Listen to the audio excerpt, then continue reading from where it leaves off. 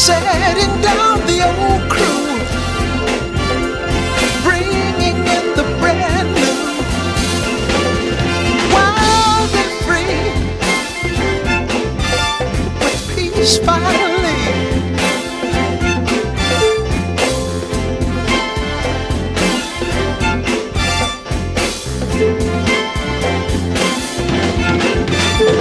Wild and free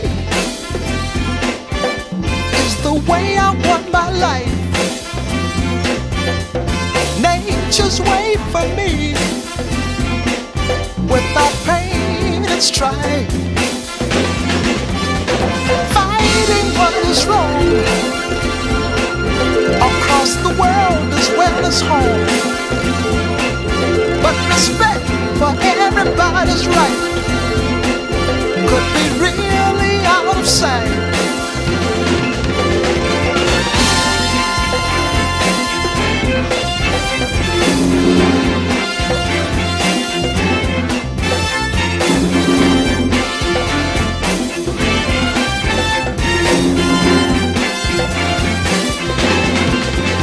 Our great obligations would not be bad situations if the young would be listened to, or what they really know is true.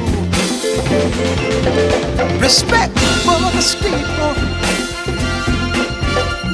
power to the people.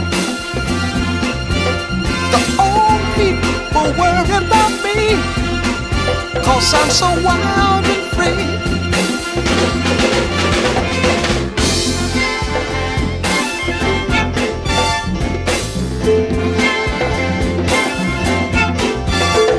Wild and free is the way I wanna be, making a new day, leading in a new way. Respect for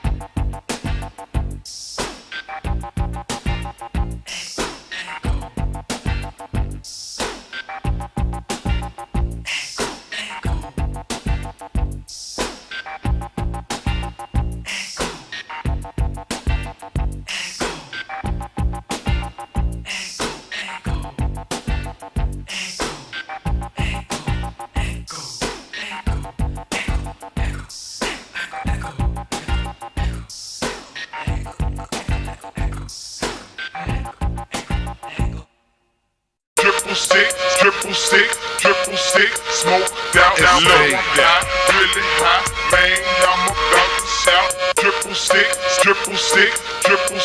smoke down, down, low. Really high, man, I'm about to shout. Triple six, smoke down, down, low. Really high, man, I'm about to shout. Triple six, smoke down, down, low. Really high, man, I'm about to shout. Triple six, smoke down, down, low. Really high, man, I'm about to shout. Triple six, smoke down, down, down. Really high, man, I'm about to shout. Triple six, smoke down, down, low. Really high, man. The angels creating illusions. The substance infesting my brain, so it's causing confusion. I picture Teflon in slow motion, it's piercing through flesh and continues to cruise. And wait, think straight, don't haste, pace, penetrate, face, ace, sake, place, base. Damn, I think I'm crazed. Terror's the error, no errors within my terror. Are you scared of the six double accent, demonically elegant elements of manic depressive aggressiveness? Stress me, bitch, and you will feel the strength of my weapons kit. Trick, curry, hit, curry, dickery, doc. I smoke top notch, bud crop drop. The D, the O, the P, the E. I need the B, the L, the U and T because they're green. Power flower, got much love. I tell you don't fuck with the 666 mic, cause you know that we on them drugs. Damn, I'm going off with this blunt. Outer space rap, Lord infamous. I keep clouds of smoke flying out my mouth. Triple six, smoke down, down, low. Really high, man, I'm about to shout. Triple six, smoke down, down, low. Really high, man, I'm about to shout. Triple six, smoke down, down, low. Really high, man, I'm about to shout. Triple six, smoke down, down, low. Really high, man, I'm about to shout. Who's that bust no pin? My dope was wet too slow. I hit the floor. They shot up all my niggas in the kitchen flipping dominoes. Blood all on my leg. I wiped that shit up to my fucking head. Caught them trizzy sleeping, but them bust up bitches dead. Peace out to my Good evening, everyone. Evening, afternoon, morning, wherever you are. Thank you for tuning in. One moment. Oh, whoops. I always do that by mistake. Chat should still be there. I just accidentally turned it off and on. Let me just test to make sure. Yep, it is working. I saw a bit of the chat in the there while counting down. Some guy said, "Isn't this the philosophy channel with the videos about Heidegger? What happened? What is this?" It is indeed me.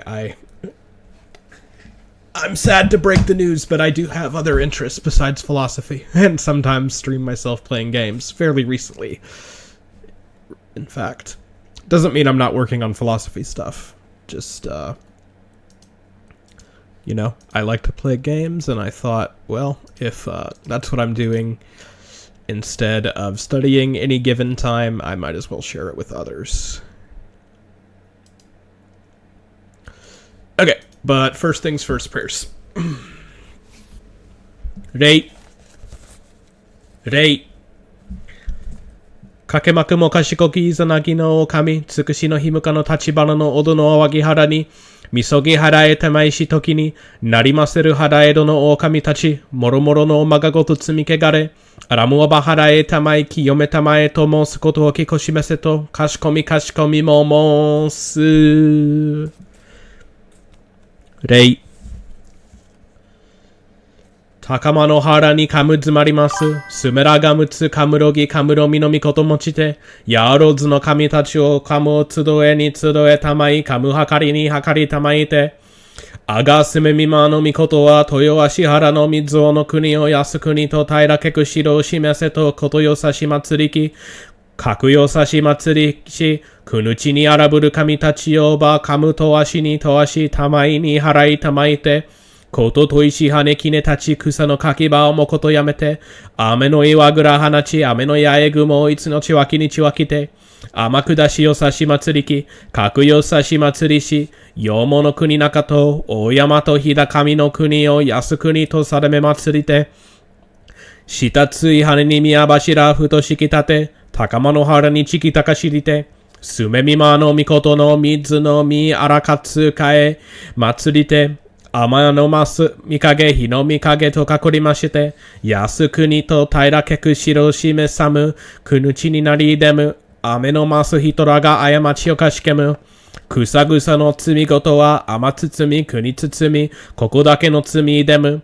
かくいでば雨つ宮ごと持ちて、雨つかなぎを元打ち切り末打ち立ちて、ちぐらの置き蔵に置きたらはして、雨つすがそを元借り切り、立ち末借り切りて、やはりに取り裂けて、雨つのりとのふとのりとごとのれ、かくのれば、雨つ神は雨の岩とを押し開きて、雨の八重雲をいつのちわきにちわきて、きこしめさむくにつかみは、高山の末、引き山の末に登りまして、高山のいほり、引き山のいほりをかき分けて、きこしめさむ。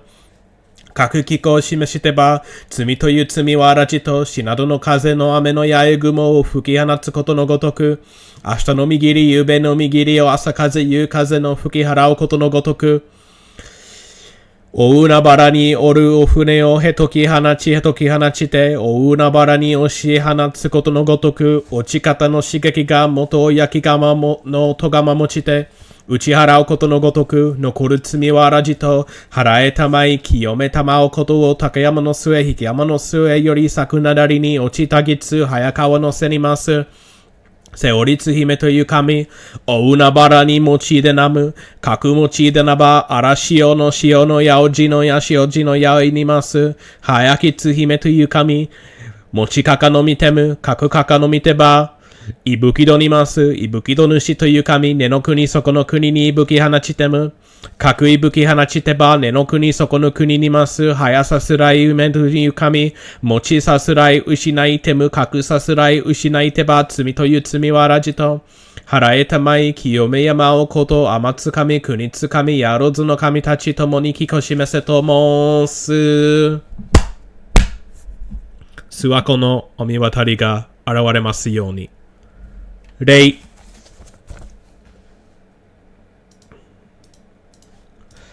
部節マカハンニャハラミタ信行漢字財宝作業人ハンニャハラミタ辞書剣語雲海空洞一切空役者利子式不意空空不意式式即税空空即税式重創業式役部尿税者利子税商法空想不商不滅不空不上不増不減税航空中無式無重創業式無限に微絶心意無式小公味速報無限界内し無意識界無無明薬無無明人内し無老死薬無老死人無空襲滅動無知薬無得意無償特攻膨大サッタへ般若ハラミタ更新無軽減無軽減公無空不音に一切天道無足苦行ね半三税小仏へ、般若ハラミタ高徳あのくたら山脈三宝大、高知般若ハラミタ税大人種、税大名種、税無常種、税無等々種、農場一切空真実不高校説般若ハラミタ、収束説種、わつぎゃてぎゃて、はらぎゃて、はらそうぎゃて、傍事そわか般若信行。All right, let's get down to business.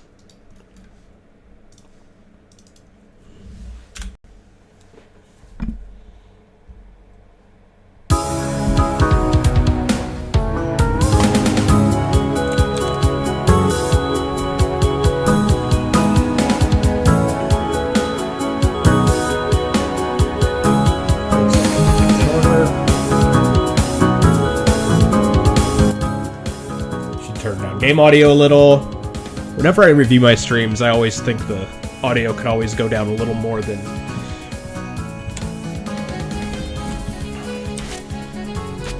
I have it. So I'll just make it extra low.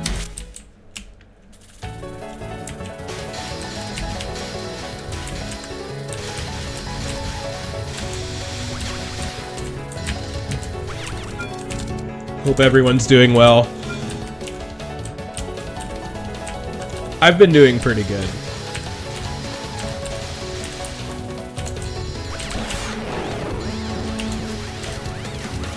Nice cold weather right now. In most of the eastern half of the US, at least.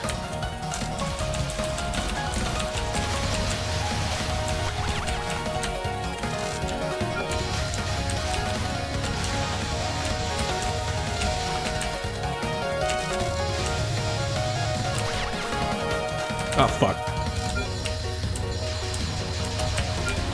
Blue UFO fucking me over.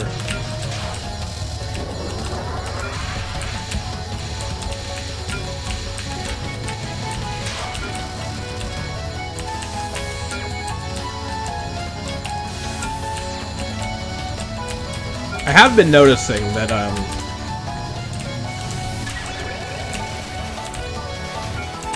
I don't know how much it would be growing without me streaming like this, but I do feel like, I don't know if this effect is real or just imaginary, but I feel like I've gained a lot, like my subscriber rate has been increasing since I've been streaming semi-regularly.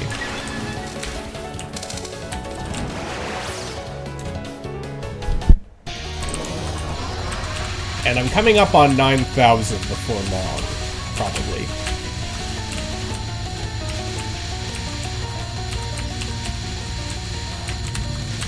Hi, Arrow. Sorry, I'm still not on very convenient EU times. But as I was saying, I'll probably come up on 9,000 subscribers before long, and that's got me thinking that I should do something. I should do something celebratory when I get to the 10,000. Because that feels like a really important number. Like, there's a lot of great channels I love who don't even have 10,000 on YouTube.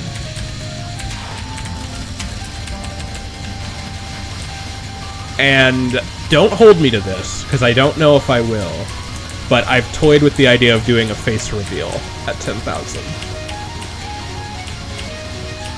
But I do care a lot about privacy and anonymity, so I'm not fully bought into the idea. But I have a pretty good webcam, so I do like the idea of trying to stream with the cam on, because people enjoy watching that more. I know I do. What game are you moving on to after you 1cc Touhou 12, I assume you mean? Touhou 3, probably. Phantasmagoria of Dim Dream. Of course, I play multiple games at the same time, so it's not like, whoops. It's not like I won't be playing other stuff while I'm playing this. But this will be, I only play one shooting game and only try for one clear of the shooting game at a time. But yeah, I've considered doing that at 10,000, and I've been thinking about ways that I could potentially turn what I do online into more of a source of income without being a sellout.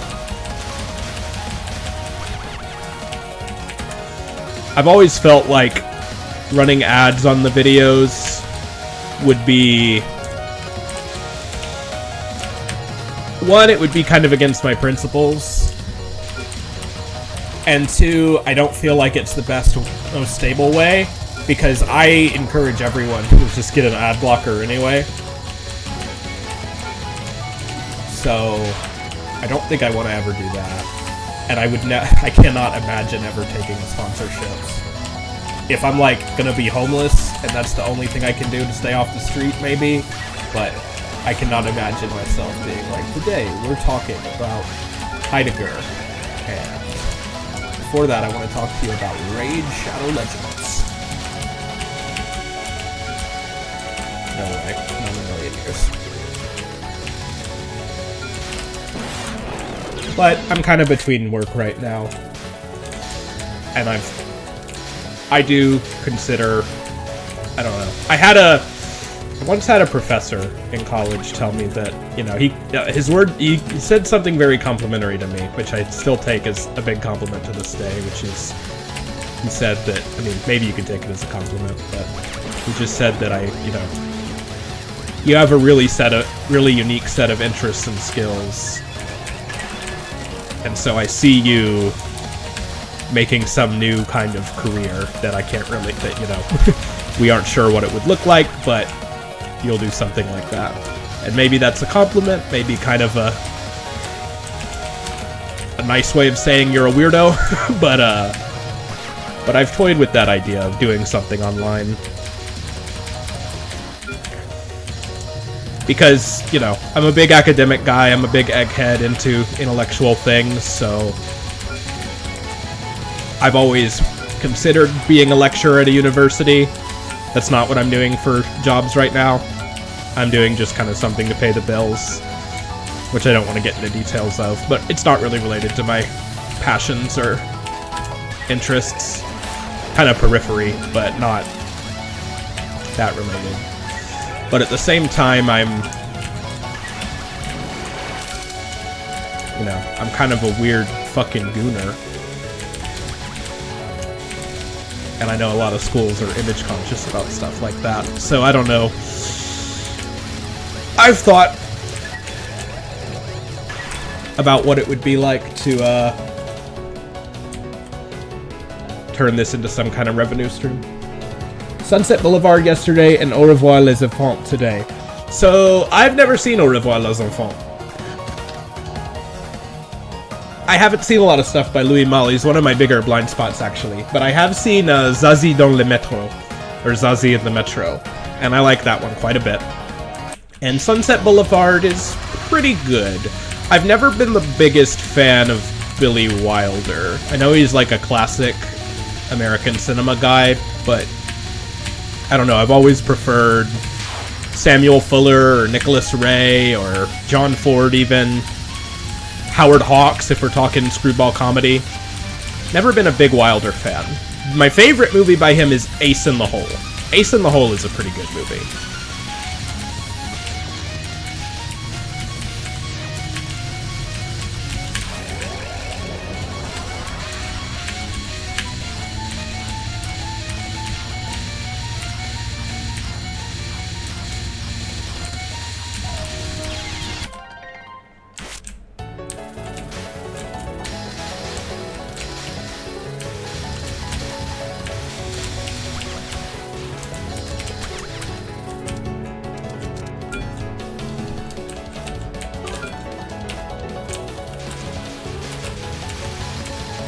Yeah, I've never been a big fan either.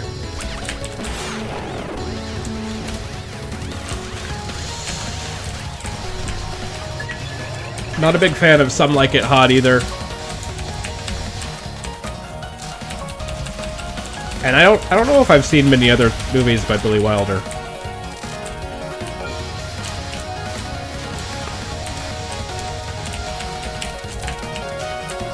Or by Louis Malle, for that matter.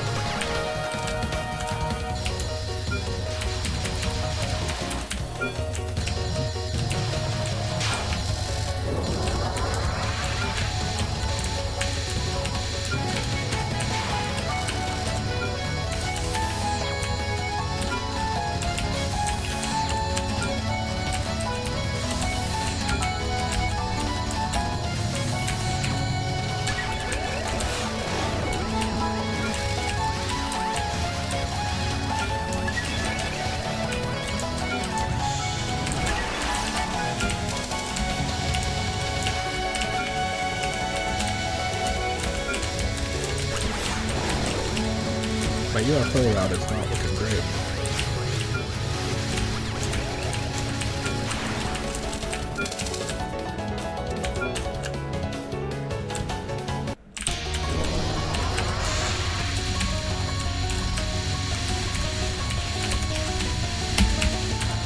But yeah, I've been thinking about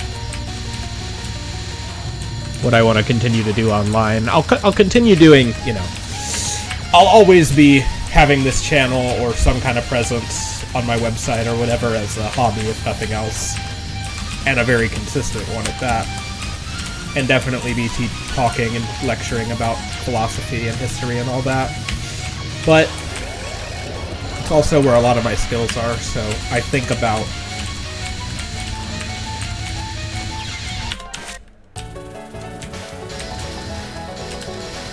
ways that could serve as a career or partial career without feeling like a compromise.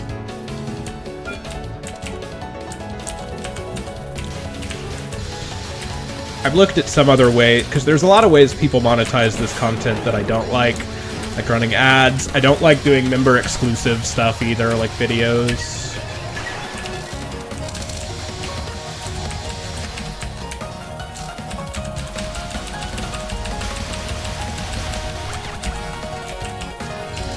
I'm not a fan of Discord, but I know a lot of people have like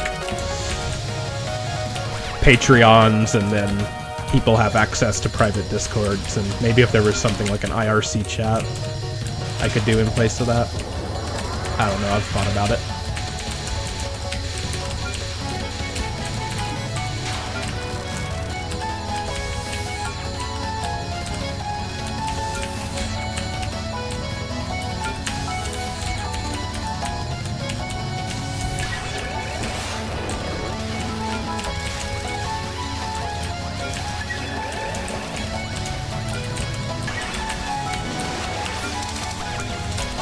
Fuck me.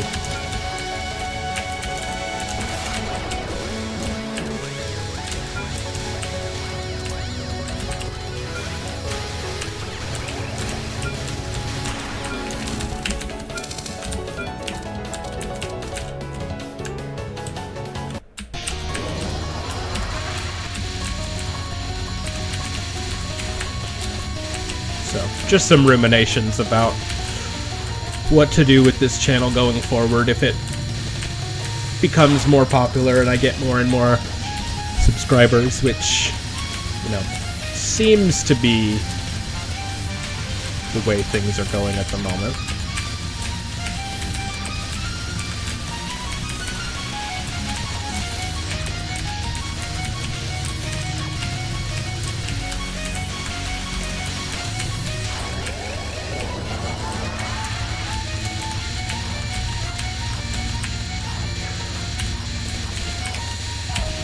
I just don't. I want people to hold me accountable if I ever become a sellout.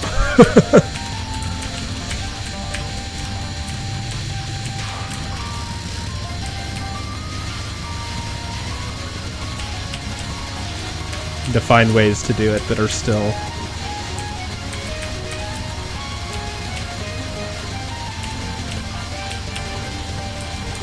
in the proper spirit of things. Because it feels very hard to... Job market's tough right now, that's all I'm gonna say. Collab with other channels? I've thought about it. I had a guy actually email me a while back, and I don't want to spoil any details of it, but he was talking a bit about wanting to talk with me, like, over a call, more with a group that he worked with. I think it was like an art collective, and they were interested in something related to one of my lectures. I won't say what. And were curious if I wanted to talk to them, and I said, hell yeah.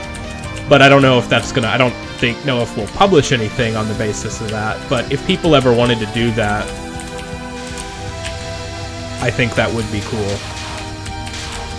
I don't know if, like, a podcast or something like that, but having dialogues with other channels in a similar nature, I think, would be something worth doing. There's a channel I watched a bit of called Footnotes to Plato, Footnotes to number 2 and then Plato, who's all about Alfred North Whitehead, and I think his channel is really cool, and it's an idea of he does stuff like that, talking with other people in philosophical and religious traditions.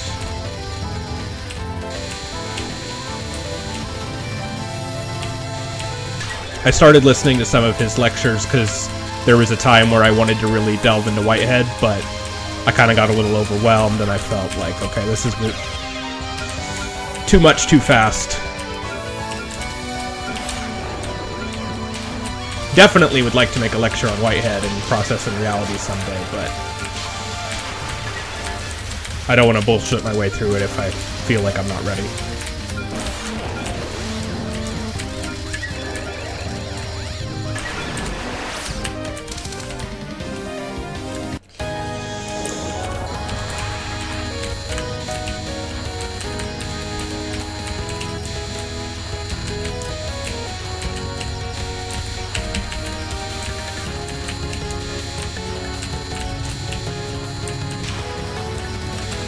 One thing I would like to do in the future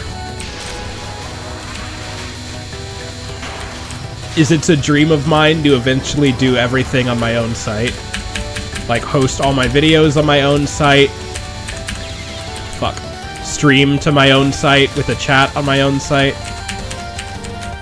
If anyone here knows Saint, aka Saint Timmy, who's kind of a weird guy who plays weird games on YouTube, he does that. Or, well, streams to his own site at least. And I'd love to be able to do something like that. Even if, you know, it wouldn't be... it would hurt discoverability, quote-unquote. I feel like it would improve the quality over quantity. But I just don't know enough about CS to create all that infrastructure for my site.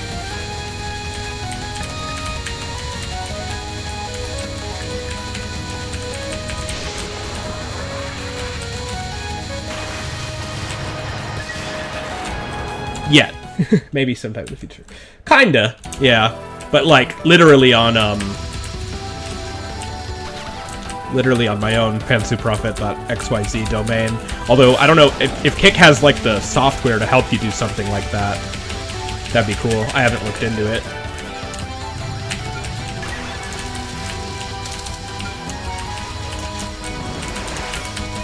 But, I mean, YouTube is certainly where... if you're looking to be discovered and just increase numbers,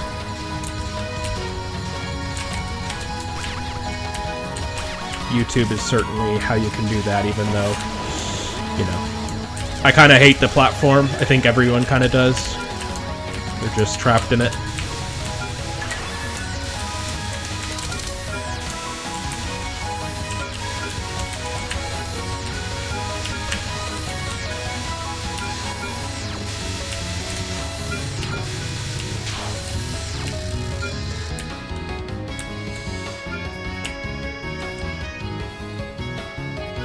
On LLMs, because using one I think could be easy for you. Using one for what?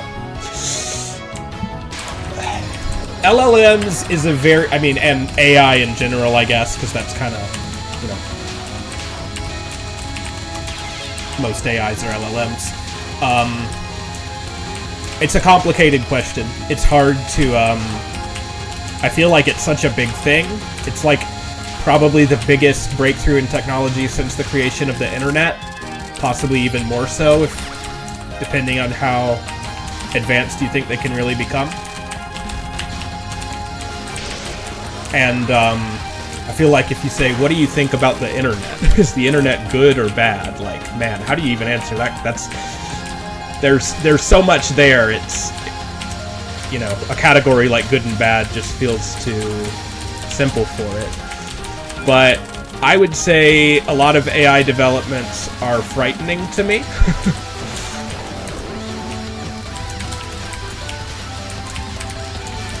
I think they have the potential to do a lot of good. Especially like in the medical field.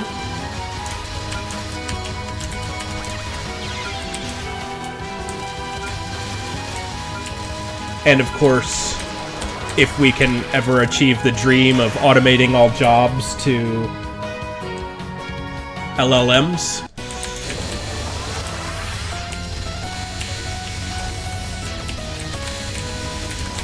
And having more leisure time, that would be great. But I think the alignment problem deserves a lot of worry and concern, and the rate at which we're driving towards it is unsettling. But I think, okay, you said for embedding video streams on your site. I don't know what I think about coding with an LLM. Coding, programming, writing HTML, you know, stuff like that. I want to think more about what I feel about that, because I don't feel like I've made up my mind. My instinct is to say that I wouldn't mind using one to write some of my code for me.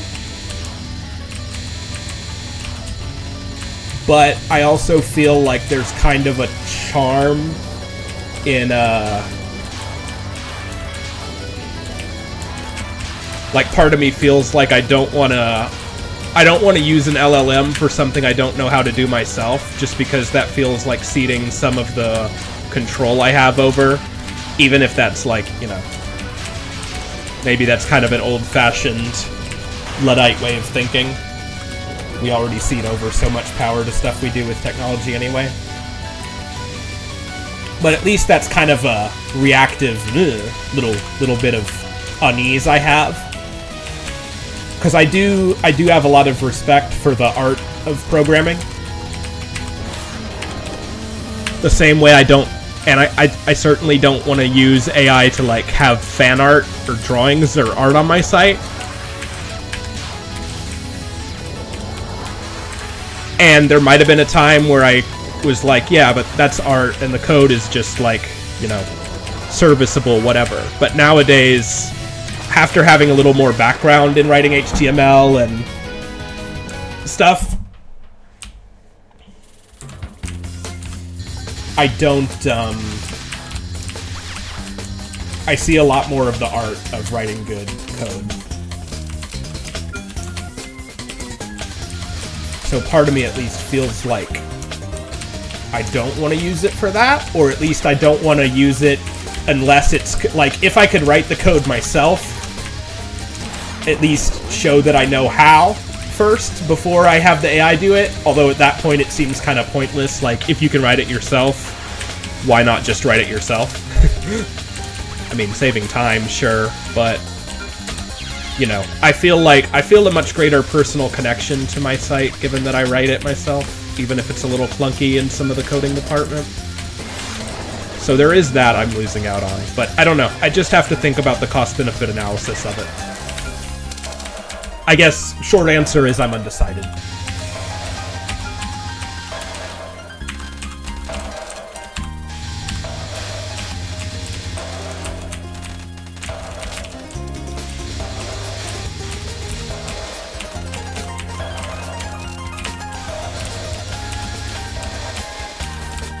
I went off on kind of different philosophical tangent about the AI stuff, but more locally, I can see that immediate issue to worry about, or possibly make use of.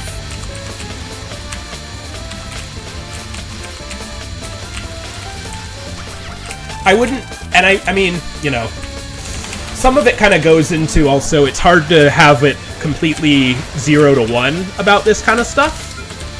For example, one thing I haven't done but have considered, for example, if you're drawing, I don't like to use AI to like give me an outline or anything like that.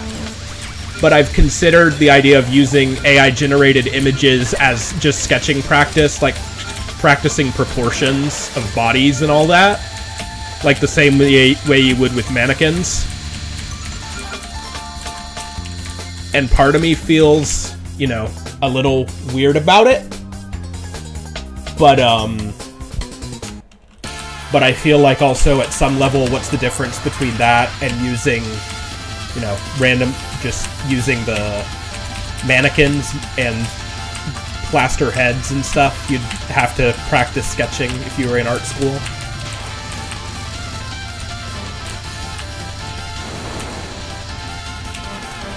I've thought about that because I haven't drawn anything for my website in a while, and the other day I got some compliments about my banners, which I appreciated, but I also feel like some of the banners look a little shoddy, and it's kind of the point in a way. I mean, maybe that sounds like a cope, but I just wanted to have something I drew myself. But I have thought about redoing some of them, or just doing other artwork with the site mascot character in general.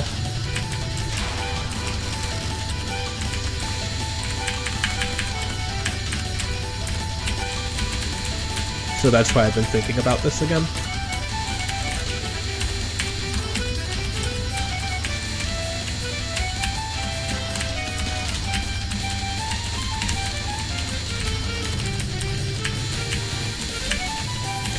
But yeah, I guess the point I was making is I feel like maybe you could do something like, maybe it would be similar like that if, for example, you were practicing writing the code for a site, and you could use a LLM to give you an example of what it could look like, and then not copy that directly, but try to rewrite that yourself, which maybe feels a little like pointless, but I do feel like it at least gives you a better feeling of control, or a feeling of being involved in the process.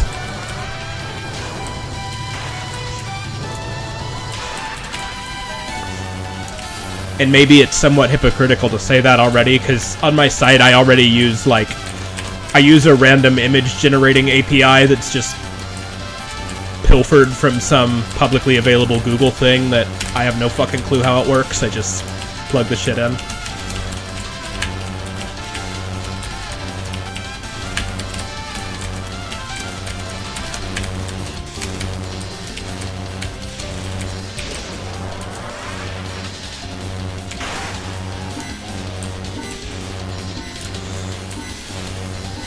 But yeah, it's worth considering.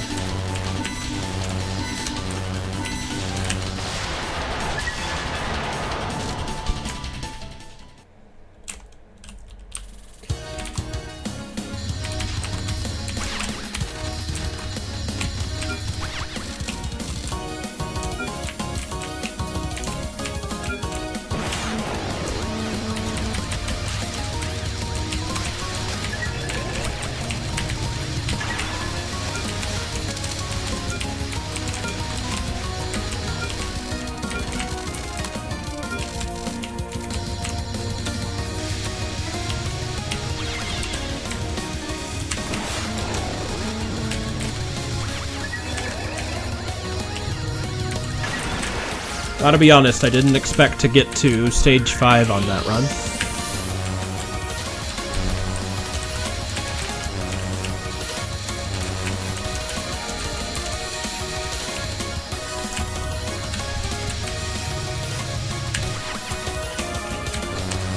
Shows what you can accomplish when you stop giving a shit, I guess.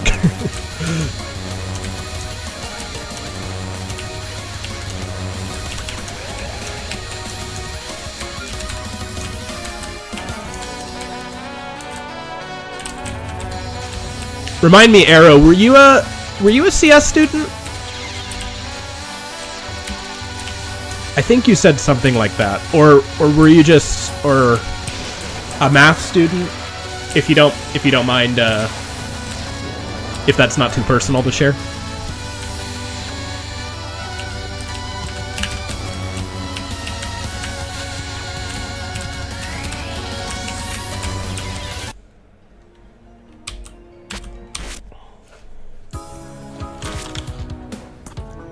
Data engineering. Gotcha. I knew it was something in close to that area.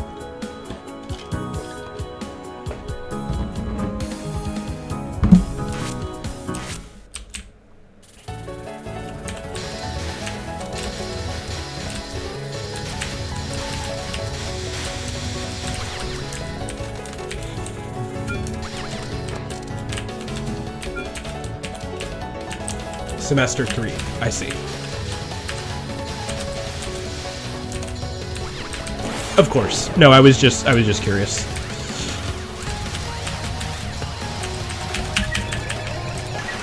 Because you'd told me and I'd forgotten. That's good.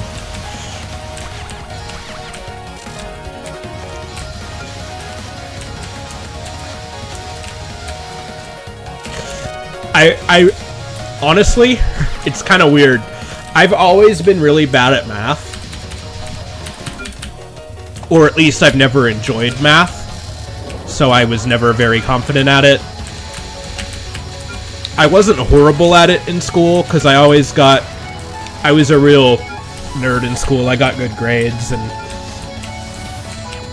I was kind of a preppy kid, but math was always my least favorite subject. And I honestly think that it's probably because I wasn't allowed to play video games as a kid.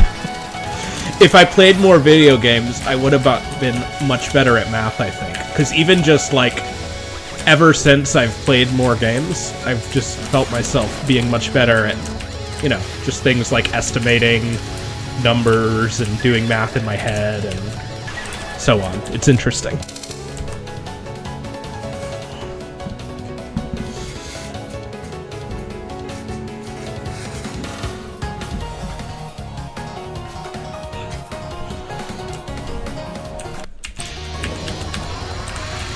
And I've come to enjoy it more too, honestly.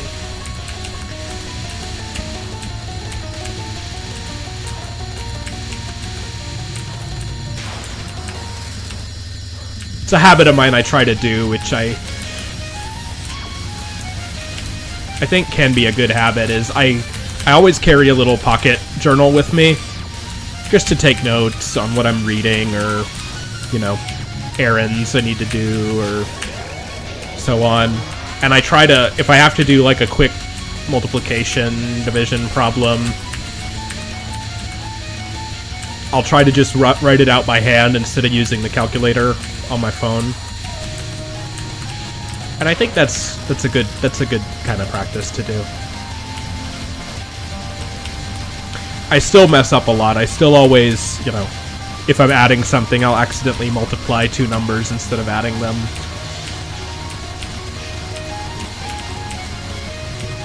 Forget to carry a number, simple stuff like that.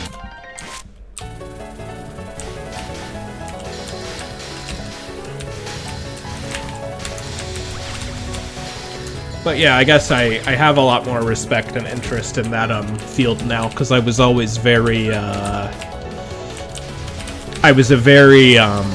do you call it, like history and English kinda. In Japanese, they call it bunkei and rikei, cultural fields and scientific fields. And I was always much more of a cultural fields guy.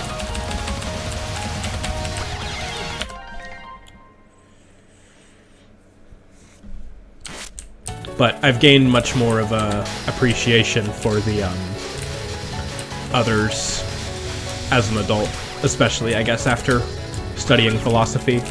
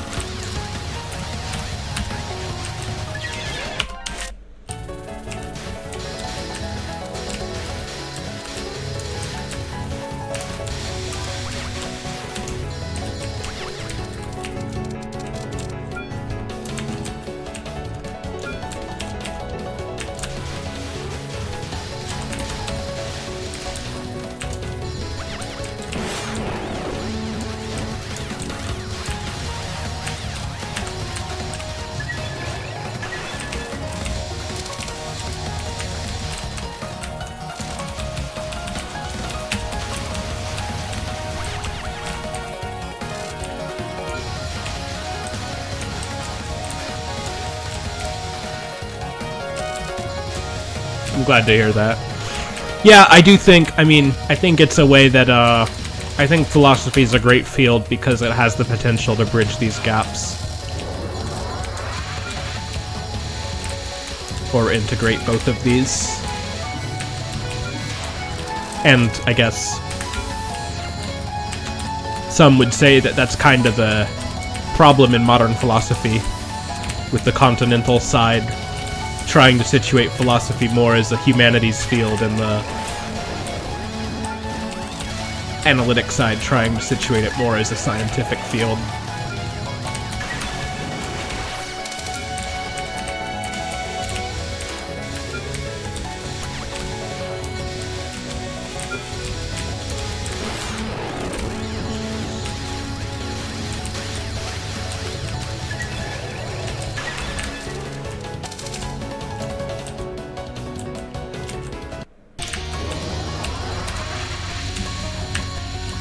And I don't exactly know what...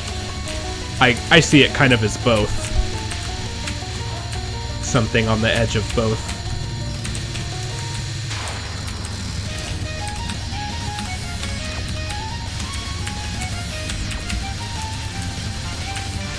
I guess my affect towards it has always been sort of more analytical, though. Even when I talk about people like Heidegger.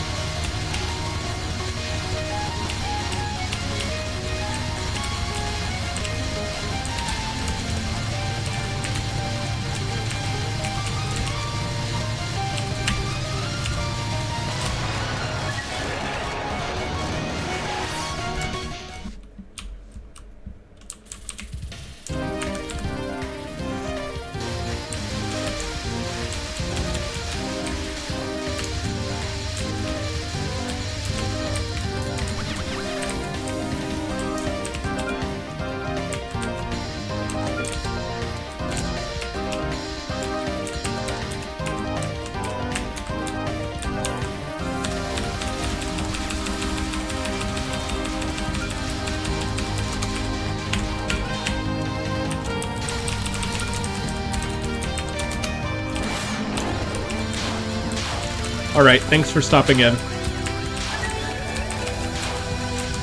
Get some sleep.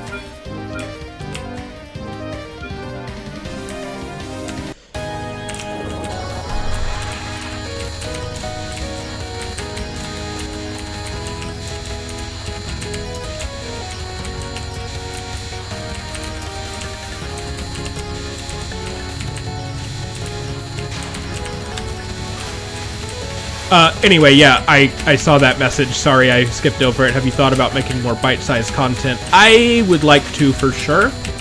I plan to make more movie reviews. That's kind of what I have in immediate process. And personal thoughts, I love making those. I guess I just haven't had many thoughts like that in a while. But I definitely would like to keep making that kind of stuff.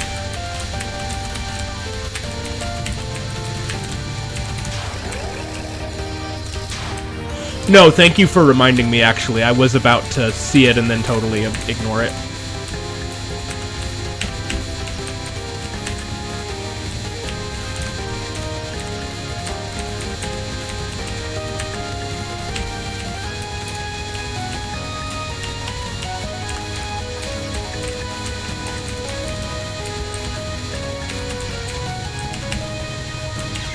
Fuck.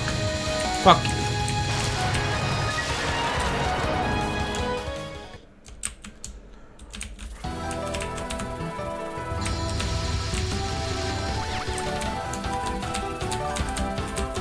I don't have a letterboxd.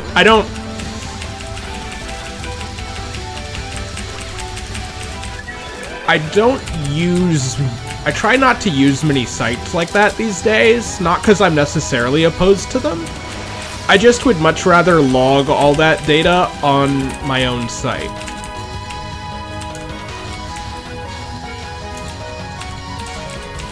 So these days, for example, I have a film index I'm slowly updating on my own site. An emphasis on slowly because there's a lot.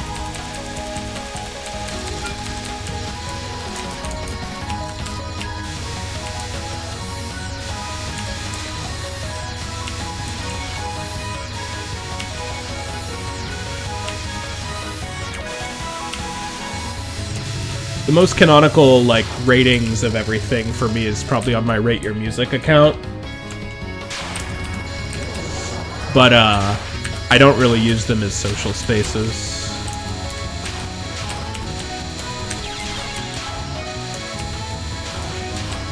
And I like the idea of eventually making it all just based on my site instead, to have it in one place with everything else.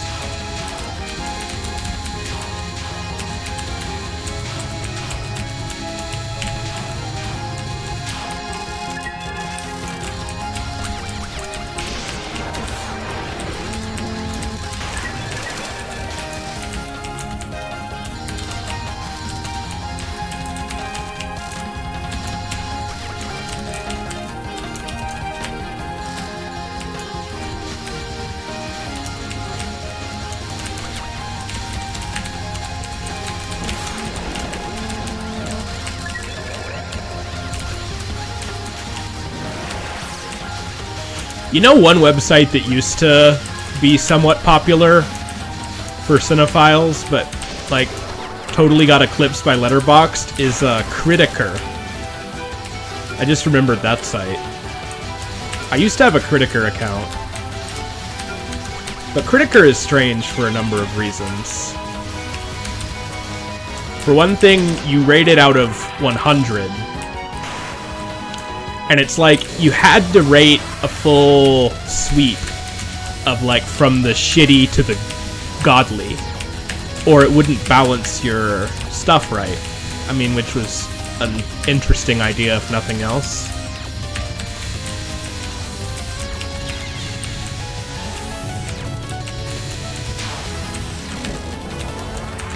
But yeah, Critiker, I think, just lost to Letterboxd. Like, I guess it was sometime around, like, the late 2010s when those websites started becoming more mainstream, and I actually heard people talk about them in real life, which blew my mind. And people would be like, do you have a Letterboxd account? And I'm like, I thought this was just a site that freaks like me knew about.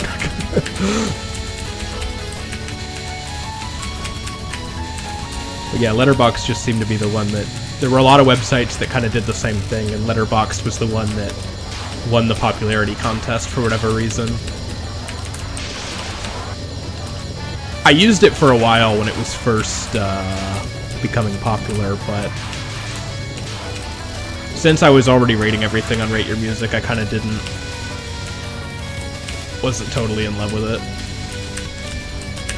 Didn't see a need to rate everything on it. Since I've seen so many movies, it was a pain to add them all again.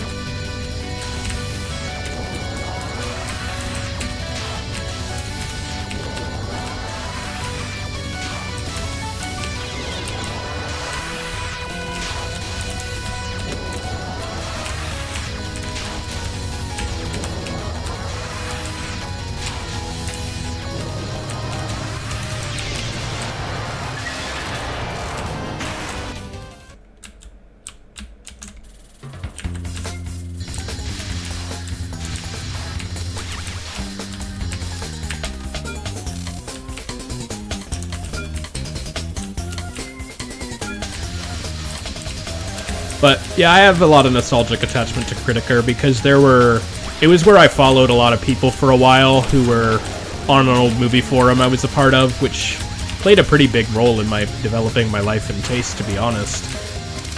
And after that forum died, there were a few people I continued to follow on Critiker. But eventually it seemed like we all moved on to different phases in our lives. Me included. I don't think I used the site since 2017 or so. And even by that point, I felt like I was kind of using it as a formality more than anything.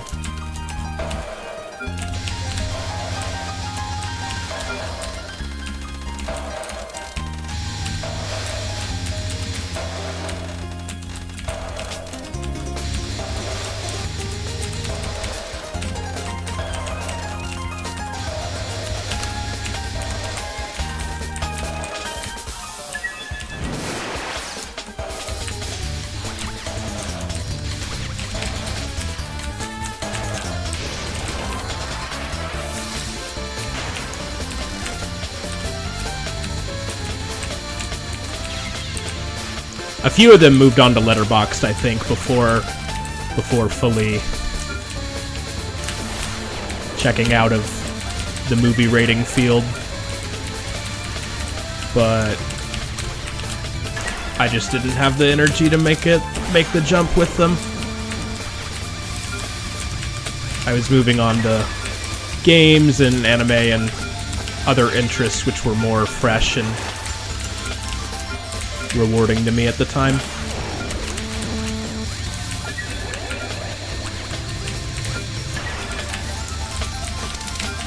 I guess I also still use my anime list. But, again, more as a formality than anything.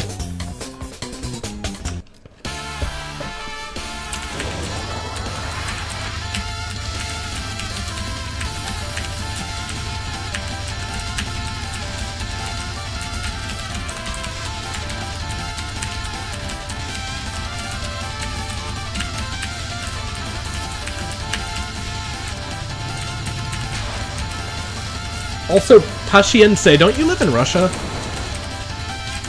Shouldn't it be like 5 a.m. there right now?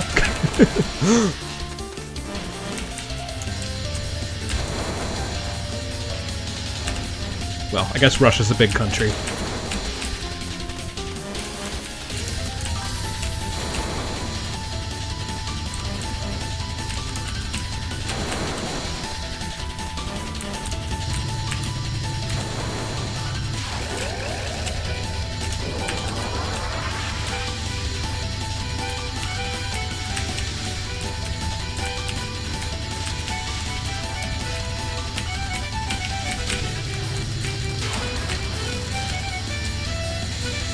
Would you make a second account for off-topic stuff? I don't really know.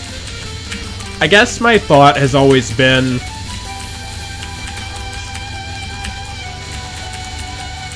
I'm not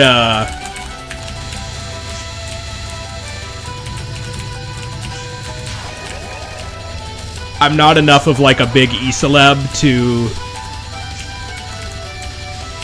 warrant it, but at the same time, I know there's some people who are just here for the philosophy lectures, and I respect that.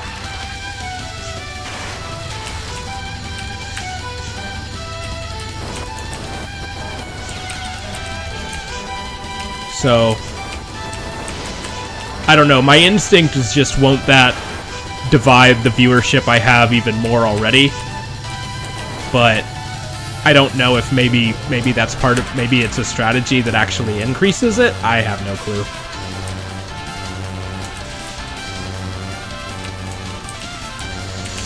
At the end of the day, I try, you know, it might seem like contradictory to what I was just talking about, but I feel like I never want this channel to feel like a business, even if I do make money off of it.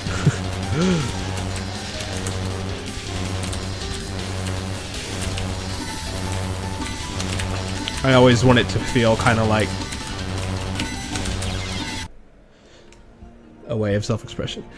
On the European side, yeah, I live on the East Asian side. Gotcha. 10 a.m. here. Okay. That's cool.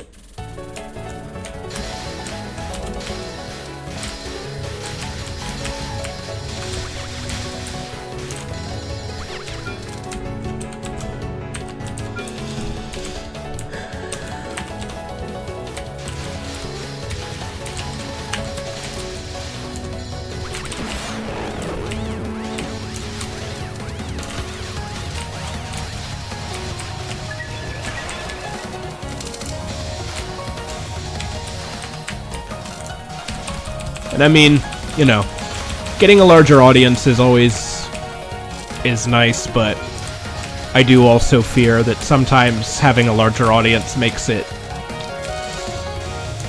You have to have a lot of balls and firm convictions when you have a larger audience, because if you try to please everyone, you're gonna just be... You're gonna be like Mr. Beast or something. You're not gonna have any personality.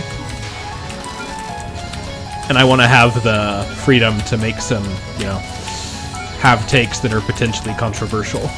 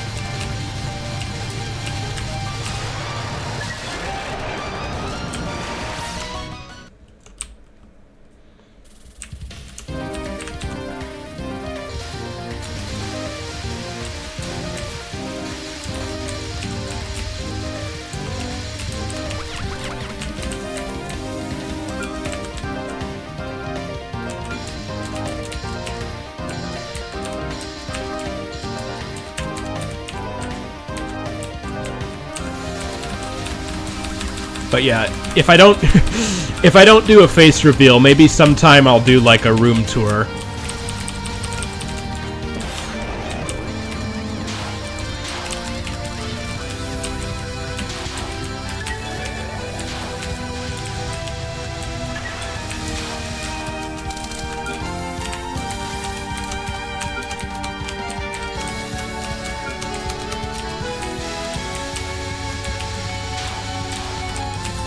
Because I'm pretty proud of how I've set up my figure shelf and posters and all that.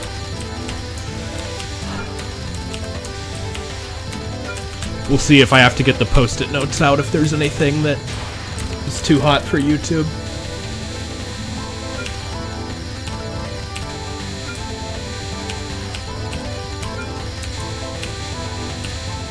Fuck you, fuck you. Fuck you, Kogasa, you stupid umbrella piece of shit.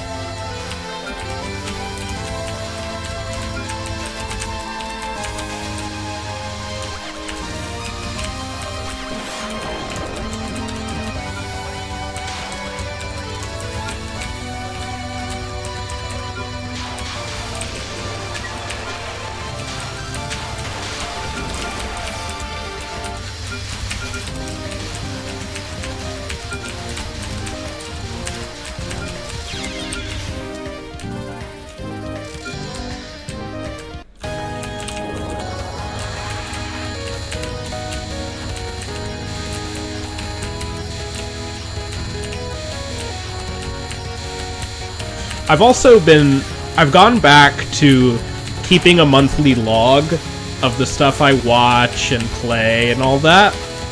And I enjoy doing that.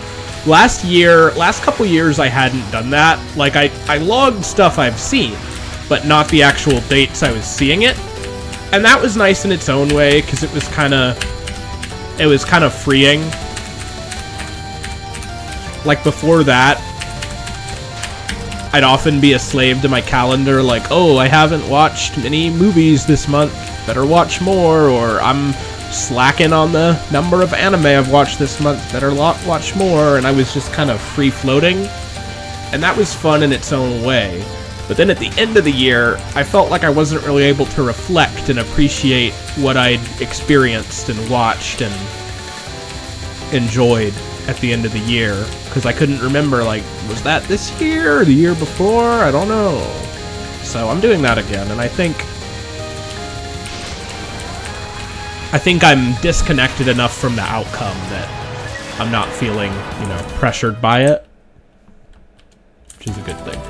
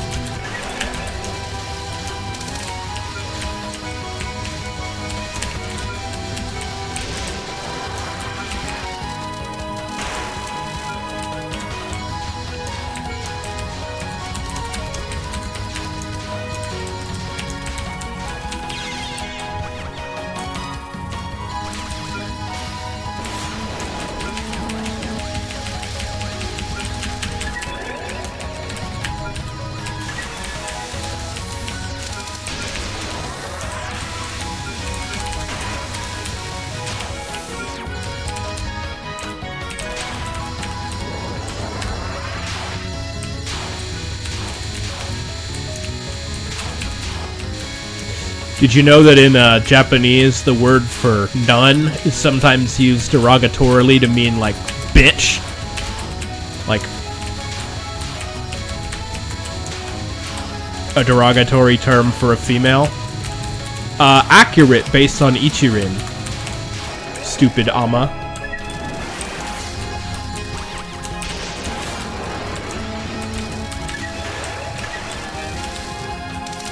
Although she gave me, that spell wasn't so bad, so maybe I shouldn't be hating her this time. It's fine. Never a wrong time to hate Ichirin.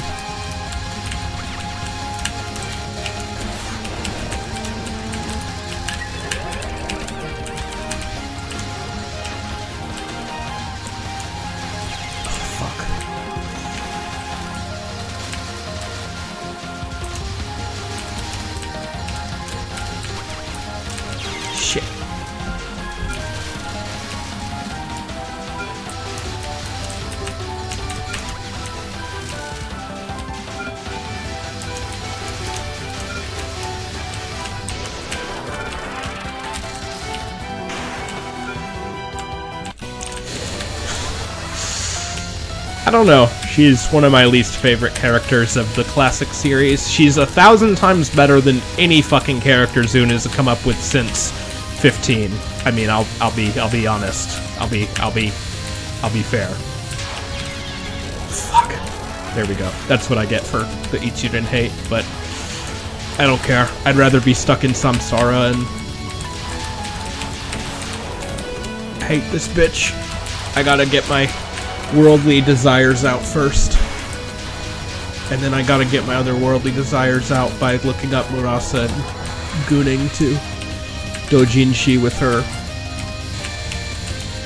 fucking her pussy with an anchor or something. I don't know.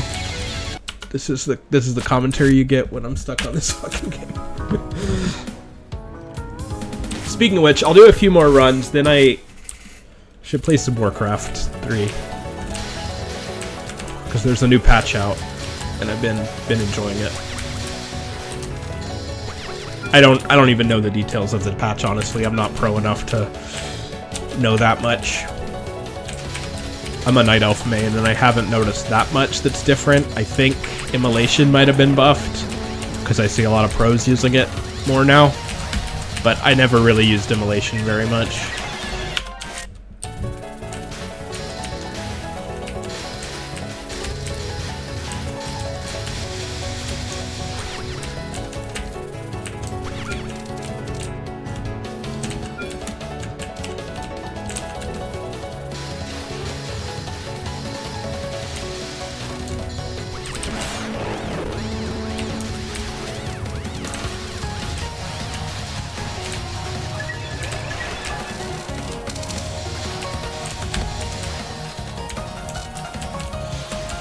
They do. But I mean, it's a really good cast in general. I guess Byakuren is my favorite just because she's one of those that the fans have arbitrarily decided has giant tits.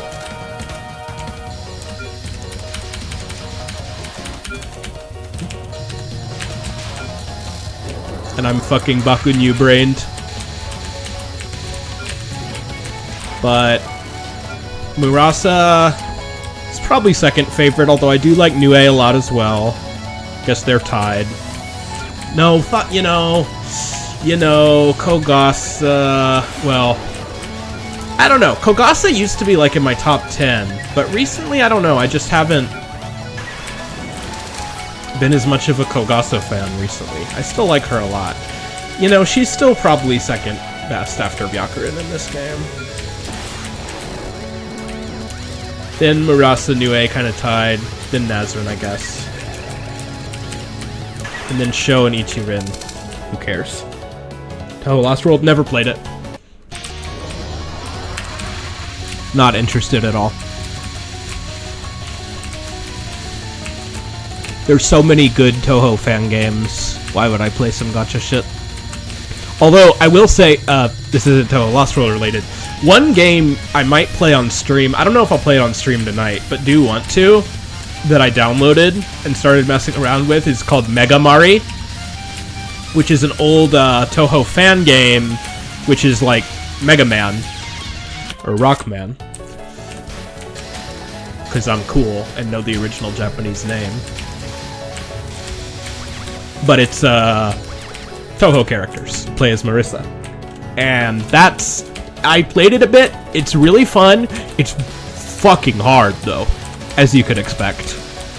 So I'd like to play it more, because I've always, I don't know, I like the Mega Man games, but I always thought they were kind of lost potential. Like, I felt like they could be a lot better than they are. Like, if you've ever played a Rosenkreuz Diletta, which is a doujin game, which is basically Mega Man with lollies, it's like so much fucking better than the original Mega Man, and not just for the obvious reason that it stars cute girls. It's just like much better designed.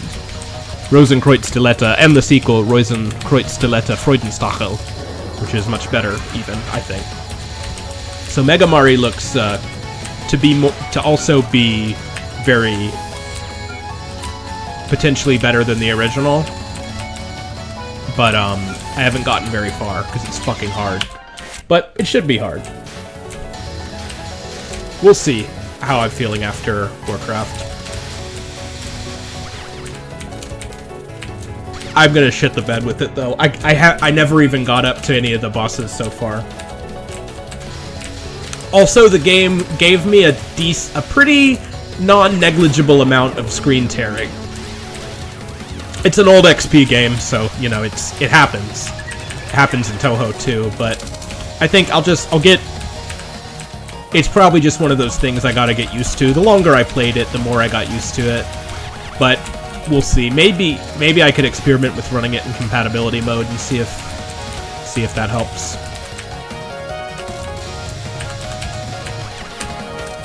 I know there's another Touhou fan game called A Rock Maiden, where you play as Reimu instead of Marissa, and maybe I'll play that sometime too, because I've always been more of a Reimu fag than a Marissa fag, being a Miko maniac and all. But Mega Mari is one that my friend highly recommended, so I want to try it.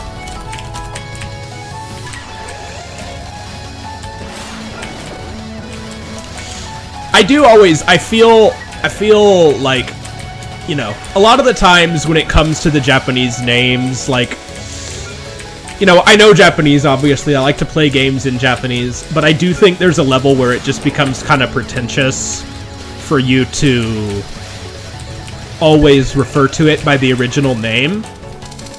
Like, you know, like Earthbound. I say Earthbound. It's Mother 2. Everyone knows it's Mother 2. But, like, come on.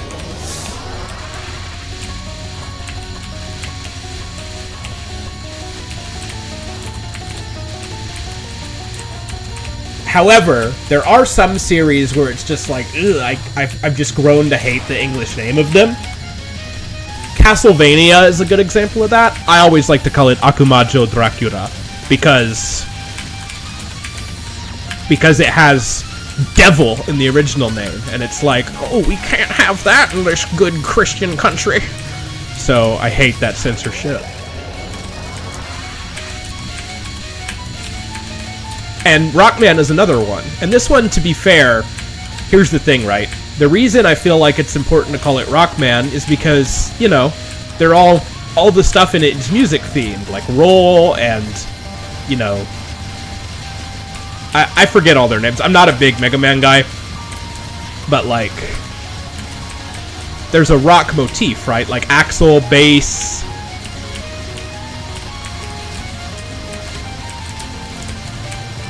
and so on. But the reason it's all music themed is because it's Rockman originally, and you don't even have that most fundamental anchoring point to the motif if you just call it Mega Man. And I mean, to be fair, would they localize the game, how could they have even known that would have been something they'd do in Japan? But that's one reason I still call it Mega Man, because I feel like it's kind of self-important to call it Rockman if you're talking in English, because it's like, yeah, we know. You're not special for knowing, but it's just a little, gives you a little sense of something's wrong about that title.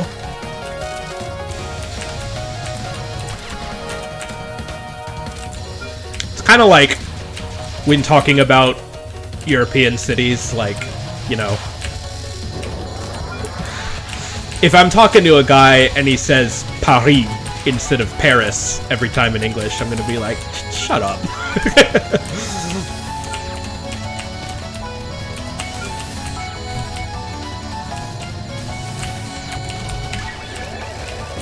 It's kind of like those people who, like, there is the, like, sure, it's cringy to say a lot of stuff with a super American accent, but there's some names which are so anglicized that it's like, it's practically just translating it into another word, you know? Kinda, it's like those, it's like white dudes, not even white dudes, I shouldn't say that, but American people who are like, always say Honduras and Bolivia instead of Honduras, Bolivia, you know? Like, you're not impressing anyone, dude. But there are some cases, I admit, where it just feels wrong not to once you speak the language. That's why on my site I always include original title and then English translation. And then in some cases I don't provide the translation because I don't like it. That's one advantage to logging all your favorite movies and games and all that on your own site, is you are free to add or not add any titles for it you like.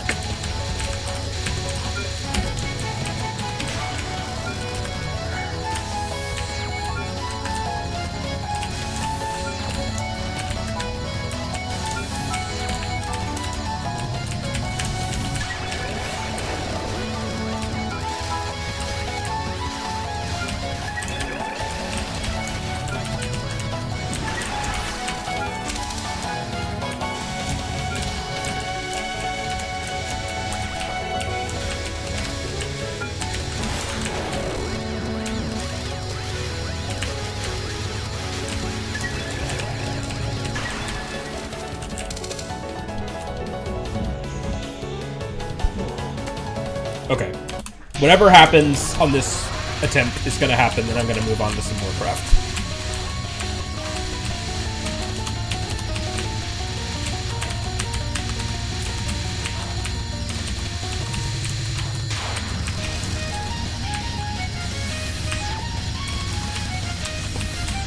I'll look at that message in just a moment.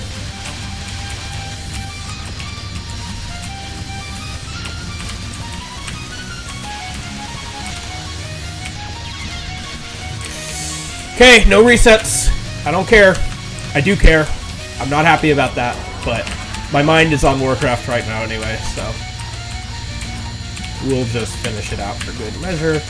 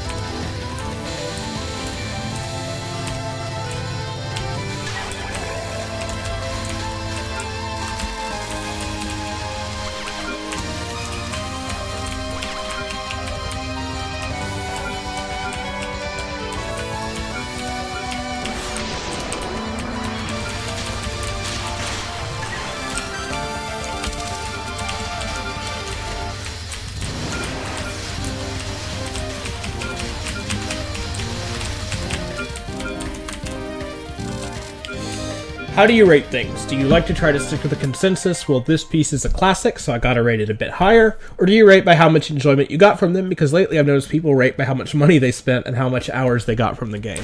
Yeah, I don't think that latter one is necessarily the best way. But I try, it's complicated. And I don't know if I can say I always rate in exactly the same way. In one sense, I think, ratings are never... You gotta take them all with a grain of salt. They're all based on how I felt at the time I entered it, not necessarily as something eternal. But in general, and then I also would say, some things feel really different to rate, like rating rating a game feels different from a movie, for example. Because it's always like a game potentially has so many more ways you can play it, or different ways you can engage with it. Whereas a movie, you just watch it, and it is what it is. And a book their books, for example, can be so varying depending on translators. But in general, and this applies for pretty much everything I rate. I try to rate it based on how much I enjoyed it and how much I would recommend it to other people. who I can assume share my interests to some degree. That can get a little tricky because, like you say, if something is a classic, I might, or like, when I say classic, like a really famous, let's say, movie or book, I feel maybe tempted to rate it higher. But a lot of that is, I feel like that is connected to the, your enjoyment of it. Like, I rate it based on that if it's connected to my enjoyment of it. So what do I mean by that? I mean that, let's say there's a poem and it's enjoyable in and of itself, but it's also enjoyable because I'm getting so much more context to other poems I like. The same way seeing some historical artifact or famous painting in a museum is enjoyable just in and of itself, but also insofar as you're seeing something that you understand was very influential. And I also don't think necessarily those can be evenly divided. By the light of the moon. Like, I don't know if there's one, like a direct point where it goes from enjoying the physical presence of the object to what the object means, you know, culturally. I think those are kind of connected.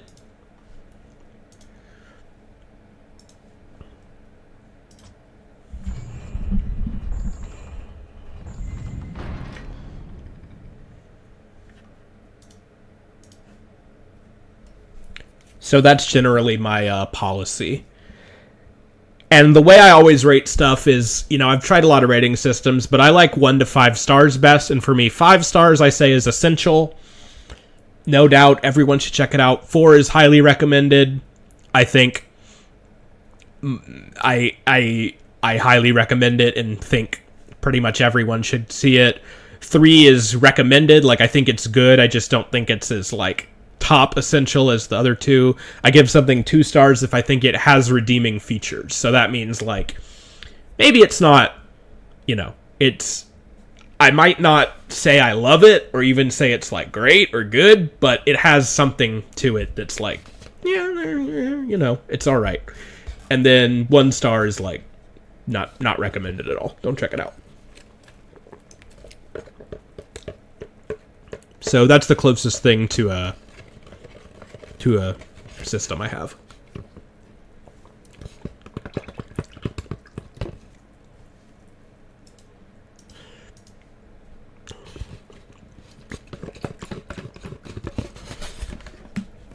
I'm going to see how well I match up on Warcraft here.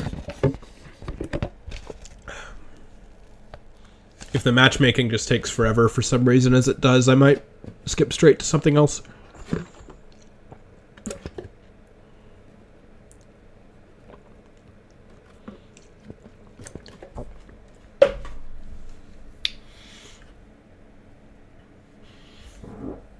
I'm playing Night Elf right now, which has always been my main, like, it's the race I'm best at.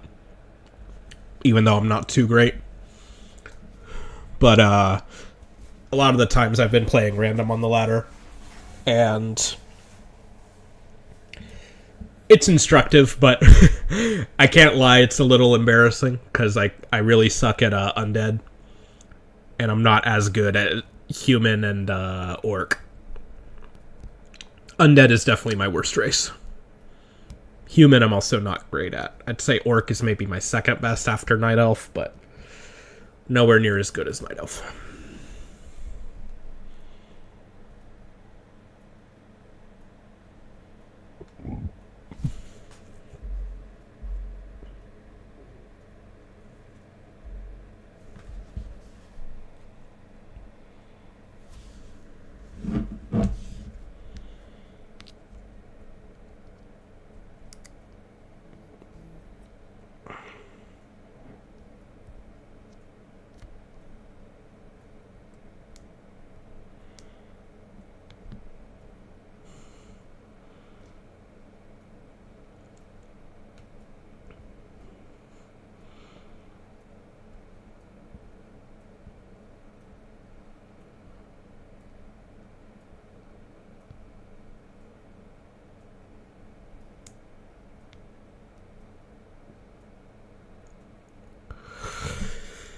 Come on, give me a match.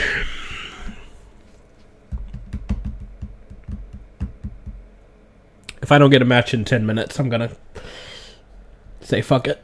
I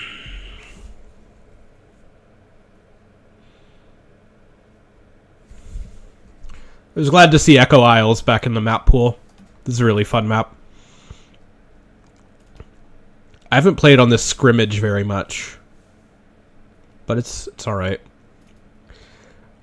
I don't have Turtle Rock. I've never liked... I pretty much always only do 2-player maps. Even though I think Turtle Rock is a cool map. It's just...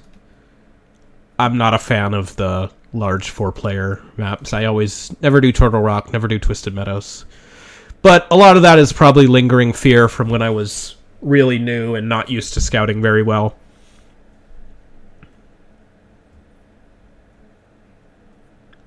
Tidehunters is one of my favorites. Springtime is a good map. Shallow Grave is fun. These are all good. I mean, obviously, you're gonna learn to love all of these if you play them all. I guess Boulder Vale is the one I'm least fond of out of these, and Autumn Leaves I think is really hard.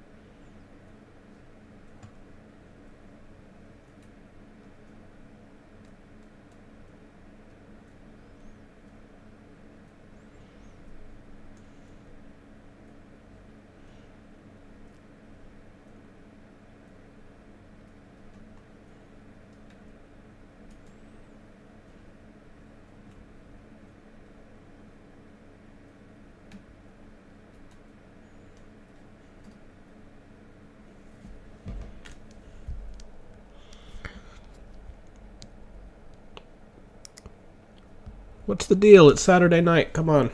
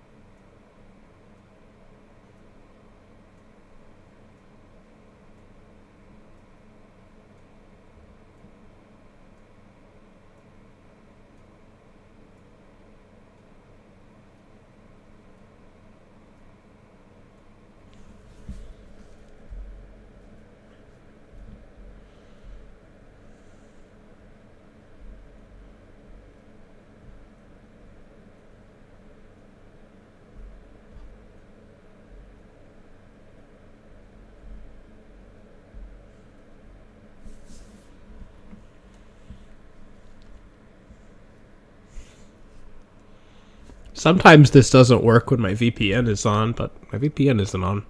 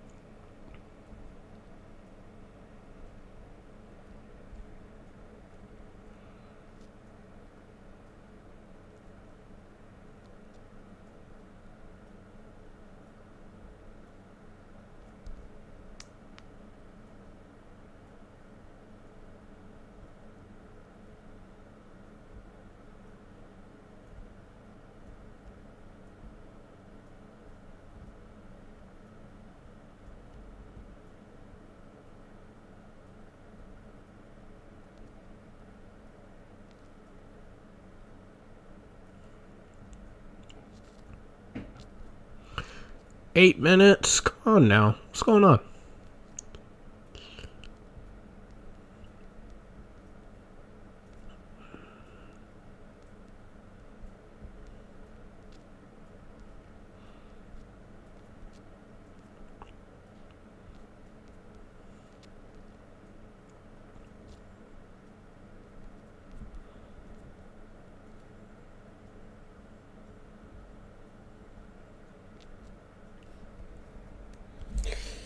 Same. Thanks for stopping by.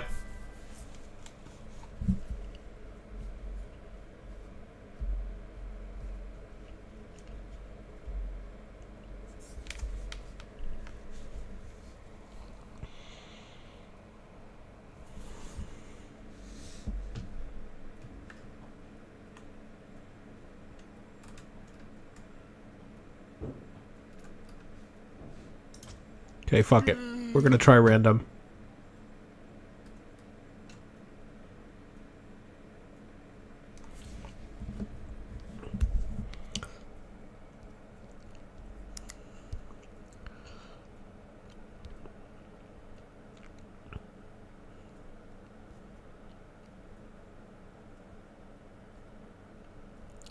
If this lasts too long, I'm gonna just move on to Mega Murray, probably.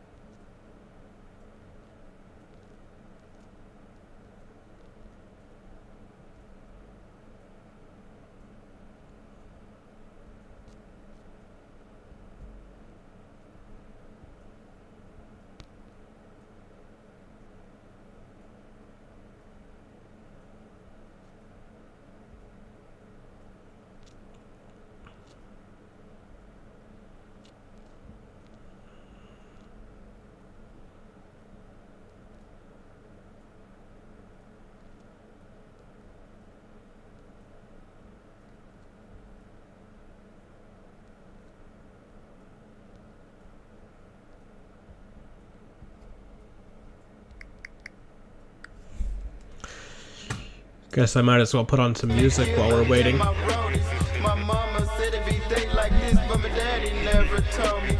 And that's why I'm a hard leg twisting on my dreads. I'm scared a nigga dead. It's in my fucking head. Thinking I would hesitate and wait to book your pictures down. Read up on my D's, cause I ain't no damn hologram. But I'm clicking with that quickness like a sickness from the 666. Drop your win in a splendor, cut you up like Jeffrey Dahmer's, bitch. Really, I could care less about a nigga tryna flex against a motherfucker. Take you, get some up in your neck. And when you see the cruise, the nigga, it's a fucking red rum. Run, run, run, before I leave your damn body. Yeah, it's cool niggas, motherfucker. Like send this shit out to the motherfucking niggas I kick with over there north, man. South Memphis. To all my motherfucking niggas I kick with. That north side. The real motherfuckers.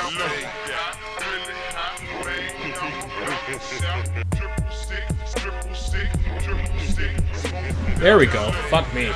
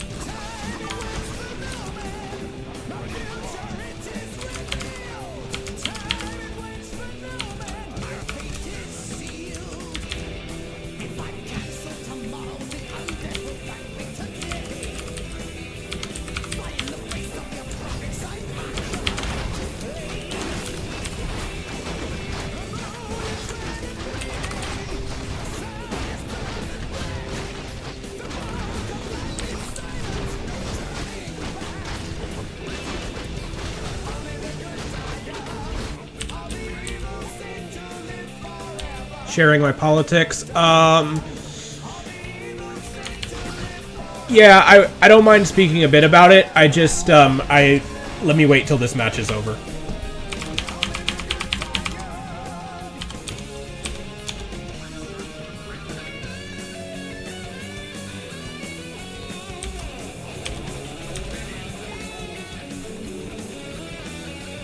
I don't want to...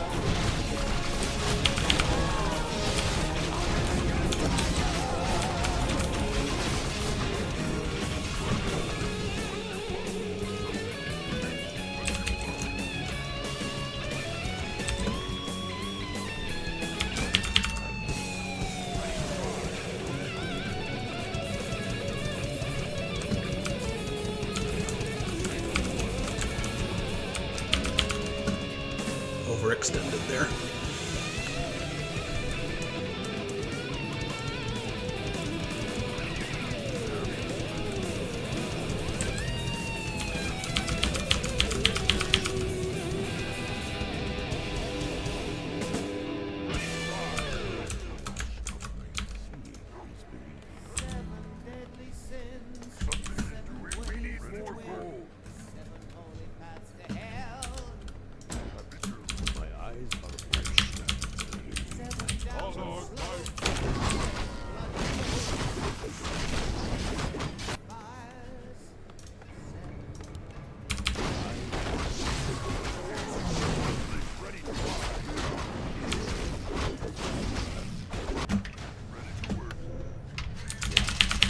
I should probably get a shredder.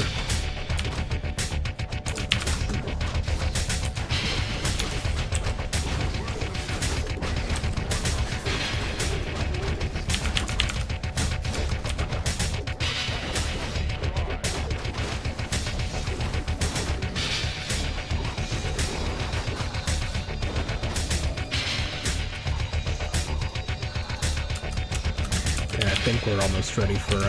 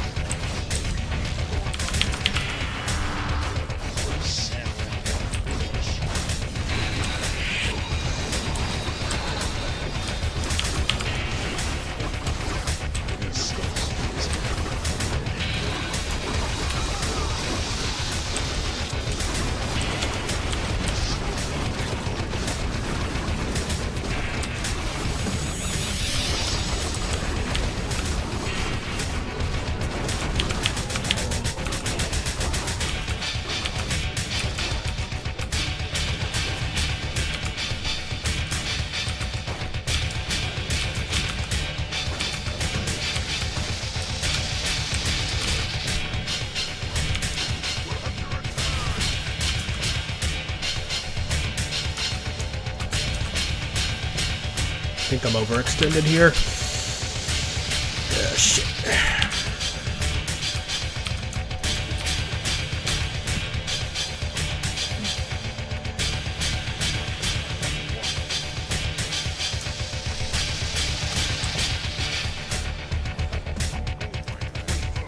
Not get through here.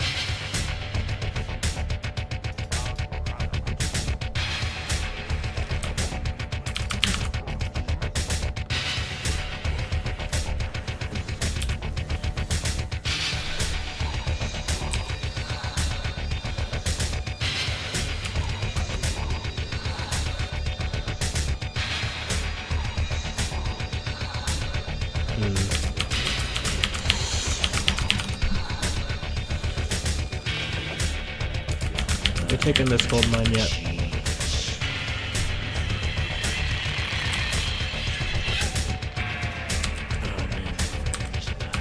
This isn't looking great, I can't lie.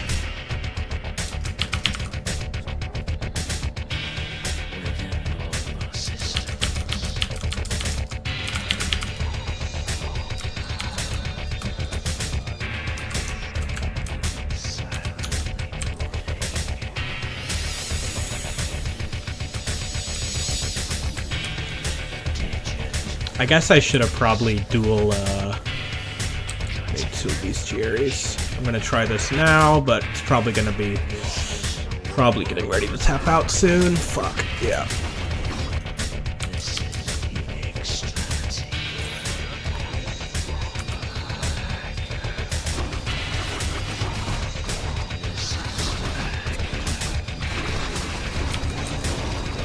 Not a good place to...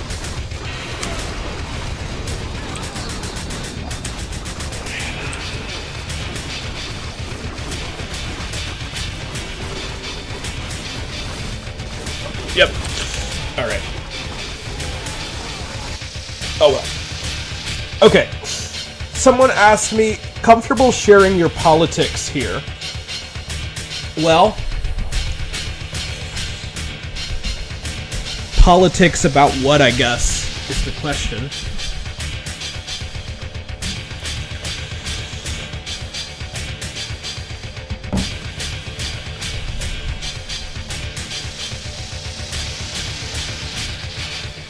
I would consider myself... It's hard to say, because... Well, on my side I talk a little bit more about it, but...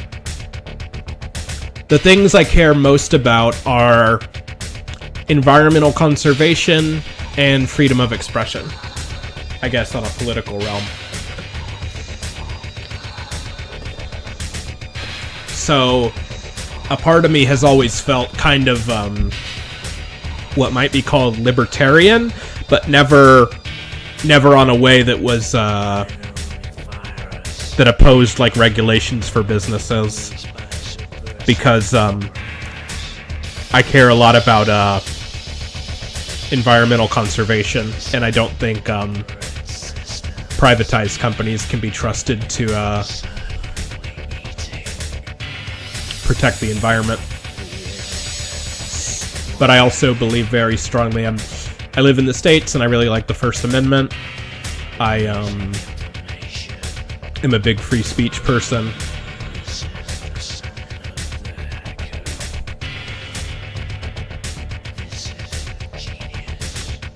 Those are the things that I care most about, I guess. And then I've always been...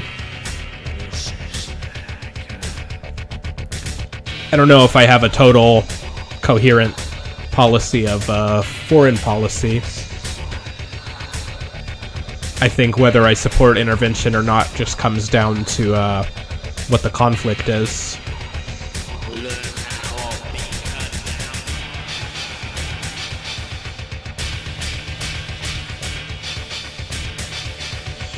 I'd like the idea of a future where no one had to work and everything was automated. But I recognize that that's kind of utopian. So I've always considered myself kind of a social democrat economically, I guess. And that I think in the US at least I'd like to see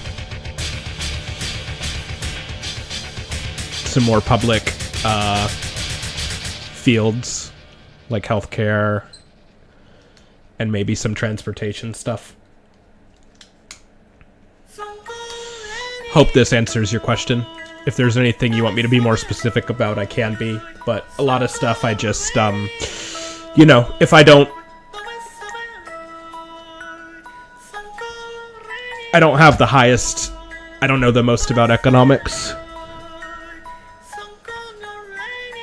If the person who asked about my politics is still here, that is. French and Spanish guy, apparently.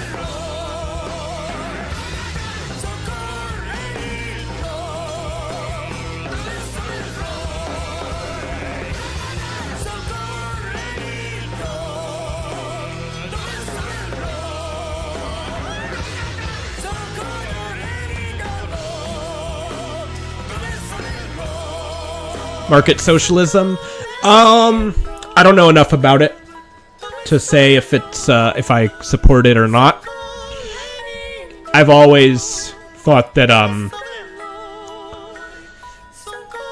I always say if it can be shown to work economically, reasonably, and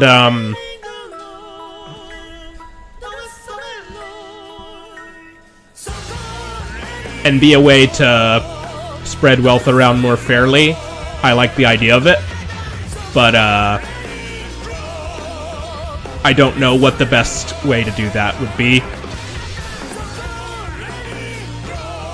I've generally favored the idea of universal basic income, and I like what I know about Georgism and kind of land value tax.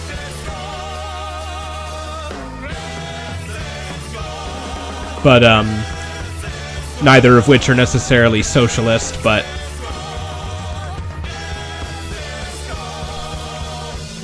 are kind of different than a pure capitalist system.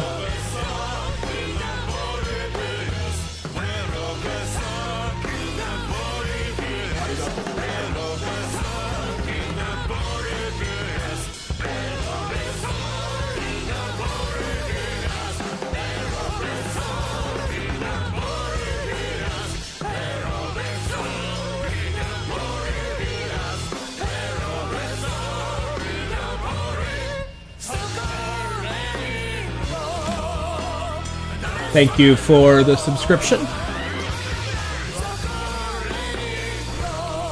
What's your name? Lost. Thank you.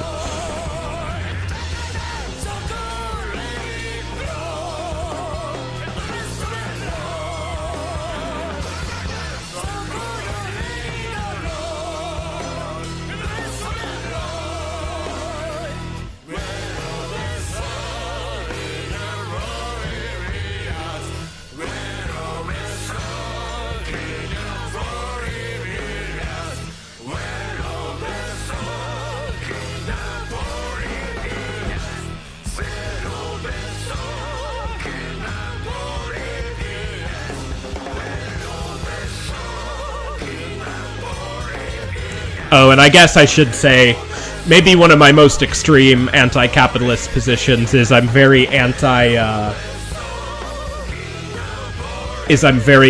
the idea of copyright. I think information should be free, and I don't believe in copyright.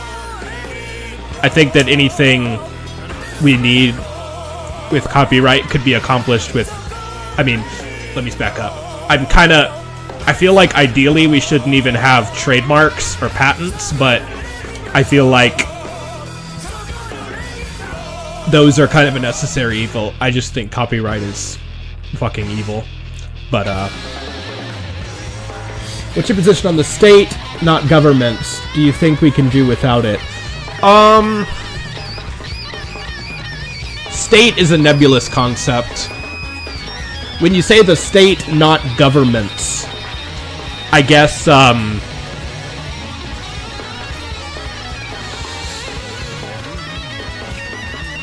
that distinction you made there is important, because if someone says, can we not have a state, I feel like humans kind of naturally have to form hierarchies and cooperative institutions and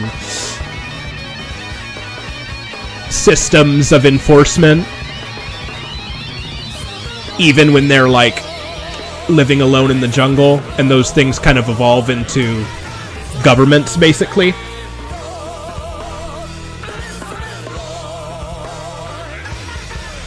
So I feel like something like a government is kind of hard to get rid of, even if it looks very different from what we currently have.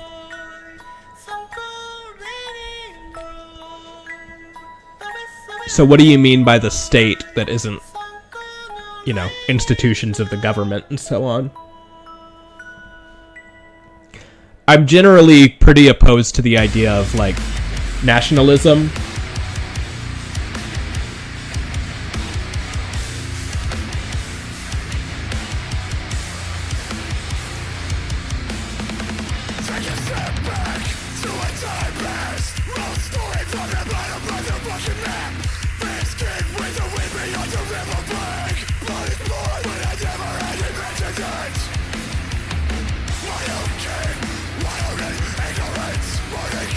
Okay, if this passes 10 minutes, I'm gonna stop it and move on to Megamari.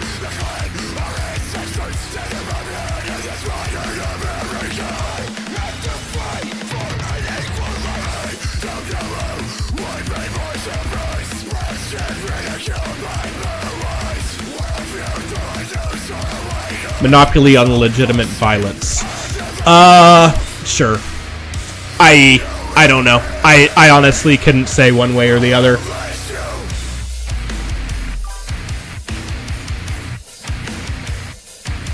I'd need to think about that more to have a coherent answer.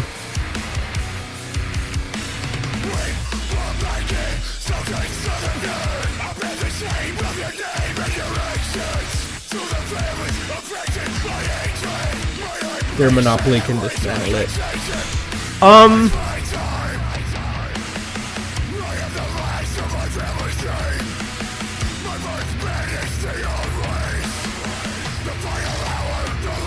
Yeah, alright. Don't know what's up with Warcraft tonight. It's not giving me good results.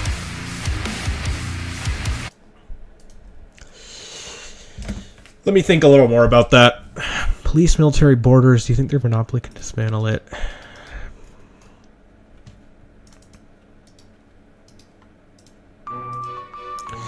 I don't know. I'm undecided. I'm a Buddhist. I'm a pretty anti-violence guy in general. But, so I guess my default answer would be there's no legitimate violence, only slightly less non-legitimate violence. But that's kind of a cop-out, I guess.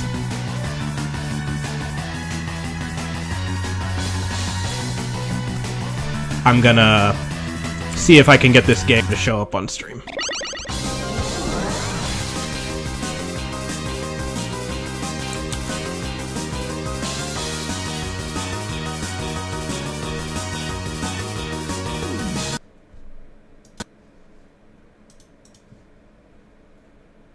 Uh-oh, game crashed.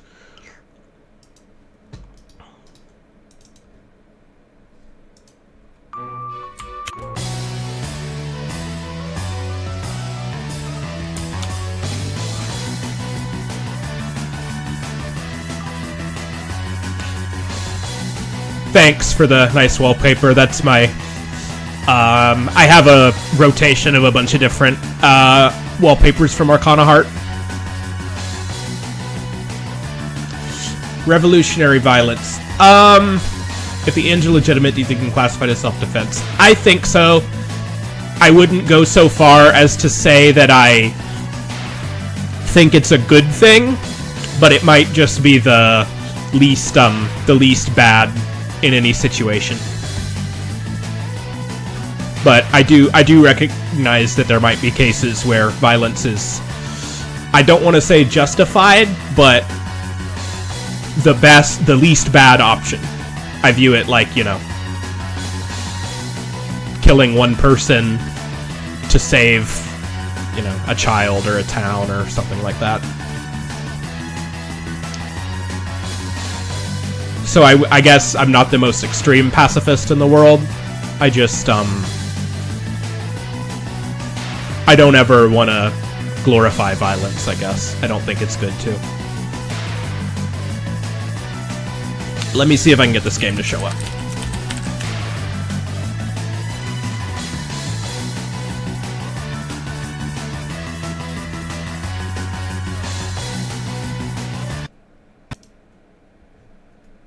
The fuck is going on with this game, man? Maybe if I played in windowed mode? No problem.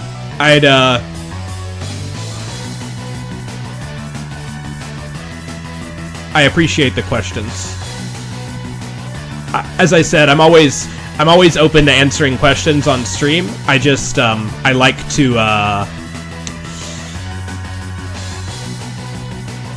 to think over things a lot before giving a answer. So sometimes my answers are kind of wishy-washy or undecided. So if you can deal with that, I welcome the questions. Okay, this game is showing up in windowed mode. I'm gonna try full screening it and see if this works.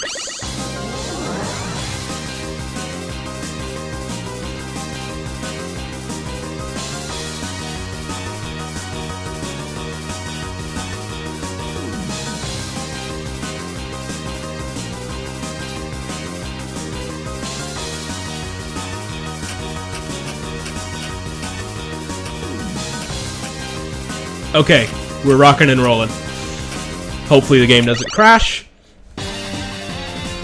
Okay. This game is awesome so far, but it is fucking hard. The furthest I got was in the Chirno stage. I figured it might be the easiest because, you know, Chirno's the only stage 2 boss here. And, you know, 9, funny, dumb, easy character joke. And this game's from the era where that kind of stuff was still funny. Let me know if you can't hear me for any reason, by the way.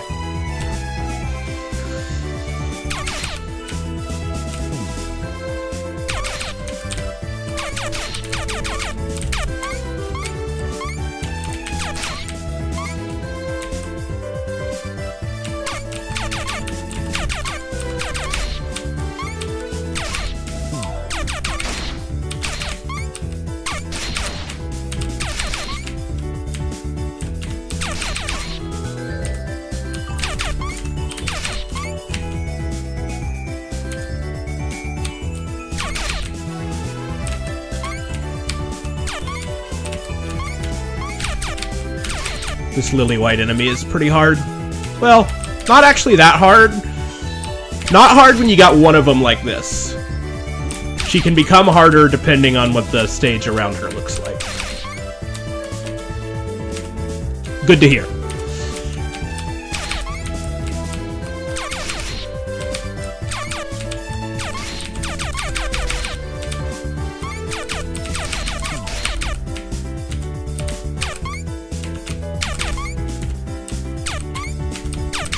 This game is a lot more stingy with drops than your average Mega Man game. I think that's one of the things that makes it hardest. It's not necessarily like the enemies are... I mean, at least so far, it's hard. Probably harder than average. Oh yeah, it's like the thing in Mega Man. Have you never played Mega Man games?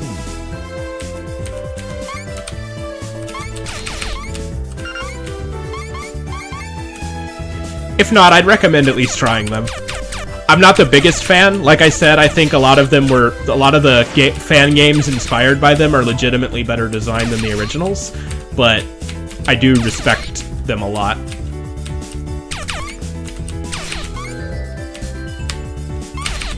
I remember a lot of the jumps in this game being tight as hell, too.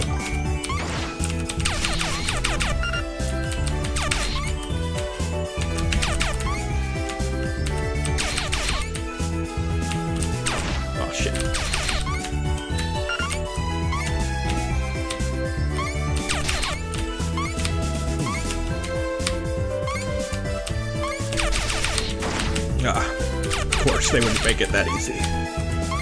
Gonna make this. Sick.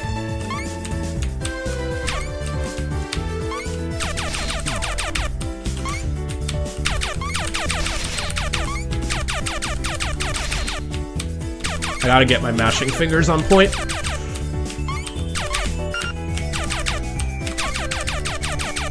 Nope, I see. Well, I'm not gonna judge you for that. There's a lot of... I'm actually... There's a ton of these classic games I've never played.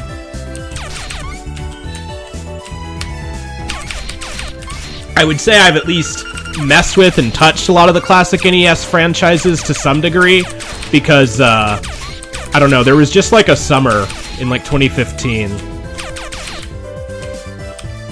where I decided I'm gonna see which of these classic games I like. Just played a bunch of them on shitty-ass, laggy web emulators.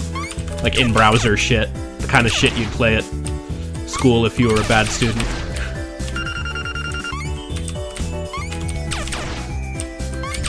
And I liked a lot of the Mega Man games. I think it was because there were a lot of Flash games that were basically like wannabe Mega Man clones that I played as a kid. And I've played some of them today, and my god, they were fucking garbage. But they made an impression on me. Come on. Oh, okay. Just gonna... Fuck you. Yeah, fuck you, Lily.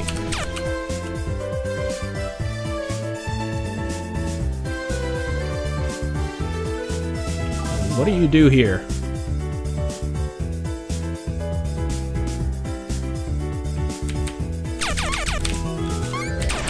Okay, you can jump over. Do these even die? Jesus. Okay. There must be a weapon that makes that easier. Oh, we're icing. Of course, it's Cherno. You can expect that. So I'm about to fucking die. Yeah, I know the feeling. I'm lucky. Well, not even. I'm not a full NEET right now, but I'm between jobs and I have some time to spare.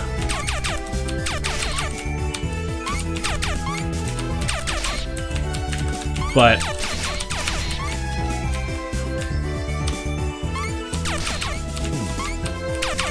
and between jobs is a nice way of saying unemployed.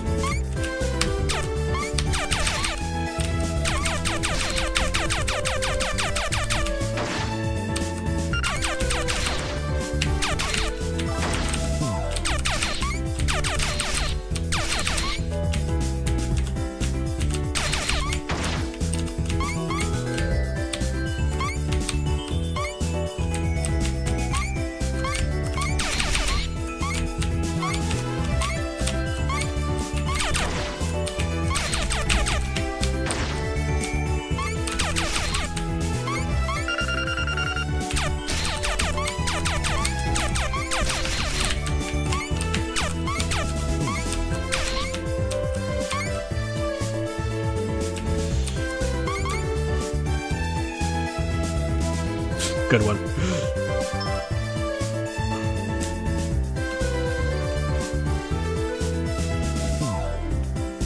Okay, I don't think these can be killed.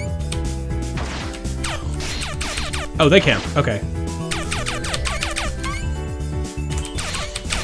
Your hitbox also seems smaller in this game than in the Mega Man games, which I mean is as it should be for a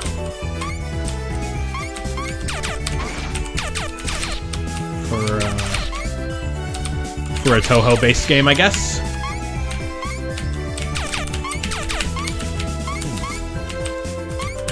I saw that, and I still ran into it. Fuck. This is really slippery ice, too.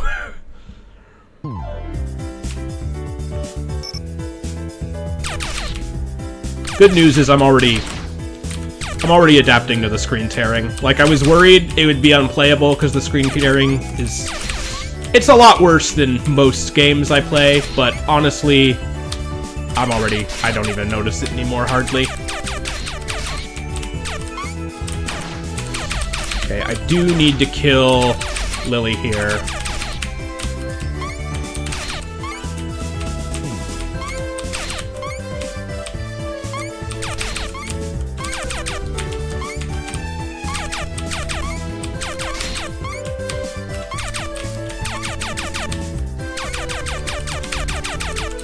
But when you say studying Japanese, I feel you there. In fact, I am gonna move on to some Higurashi after playing a bit more of this before I end stream.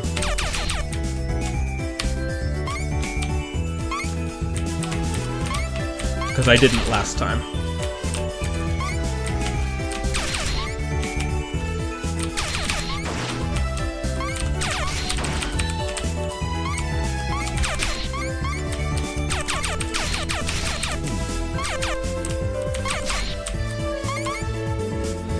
Those reputation hitboxes, that isn't surprising. Of course, yeah. I mean, bullet hell games in general do. Okay. See, this bastard is right out of firing range, which is what's so annoying. Okay, I'm gonna attempt this one more time. One more. Yeah.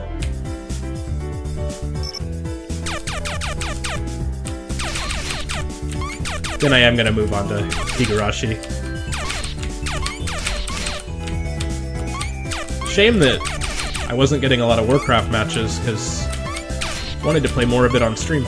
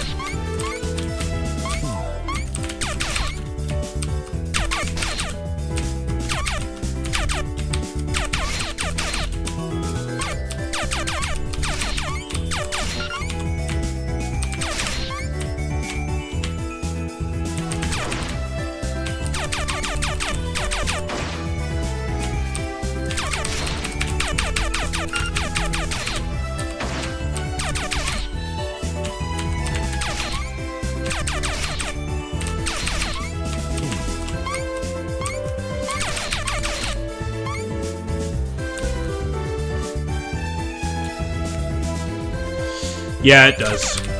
Studying any language does, I guess.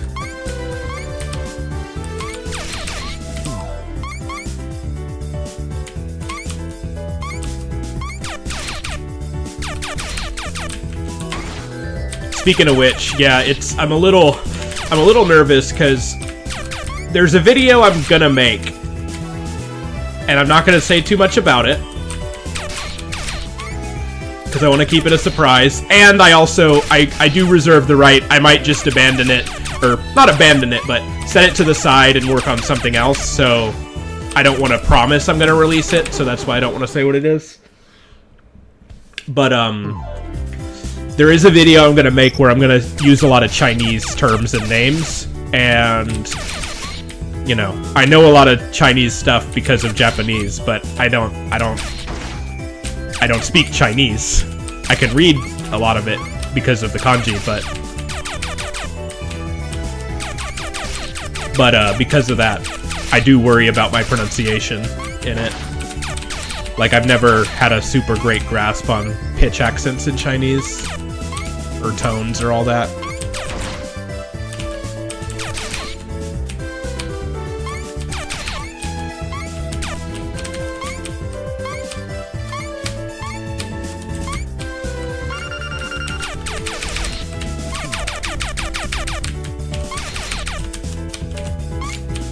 think understanding my hitbox more is gonna make this game. This game is... Some of these attacks are a lot easier than they look once you understand what your hitbox is like in this game. And I like that. Really, I think I don't know.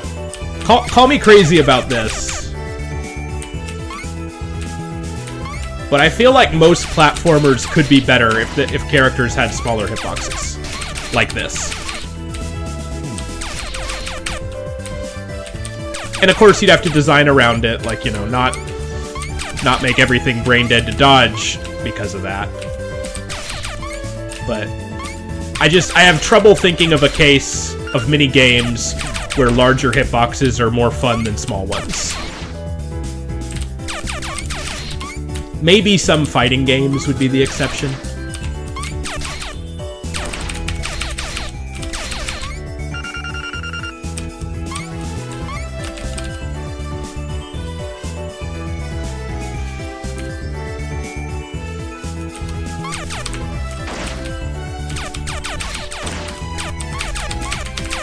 Fucking bastard.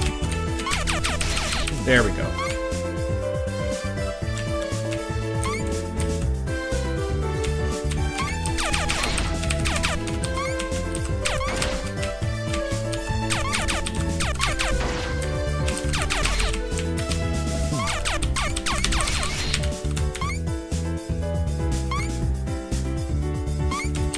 Ice, ice, baby.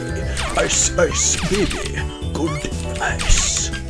The Europeans have blue eyes, so they can see very well in the forest.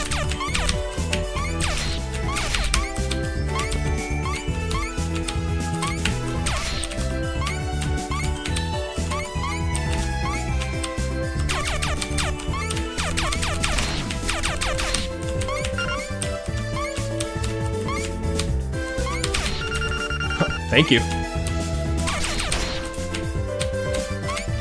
Fuck me. Oh, that's cute. I hated these fucking things in Mega Man, though. Fuck, that's a lot of damage.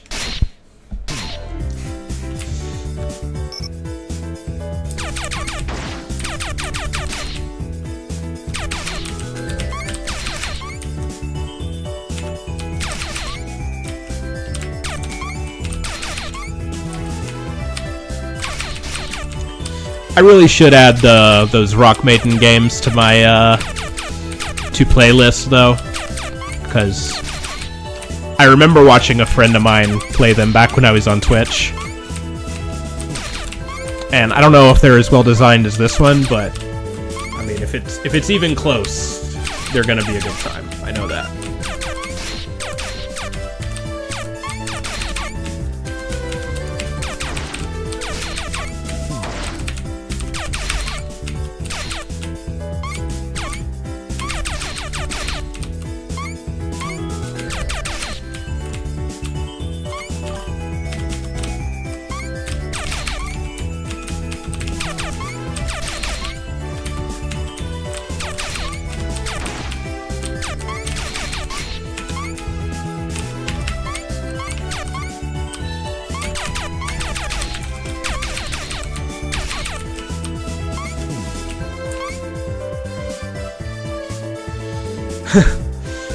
No, best way Tay's ever been depicted is... I'm not gonna finish that joke. You can fill in the blanks.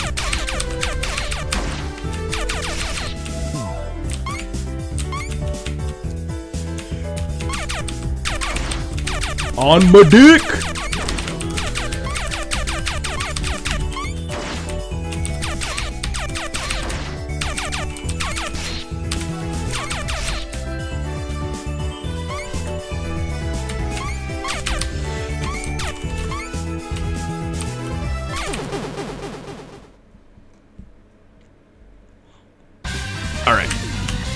I'm glad this game is working. For whatever reason, when I tried to,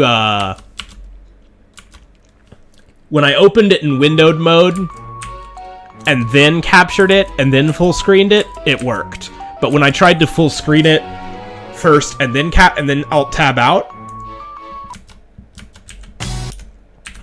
whoops, it was not picking up.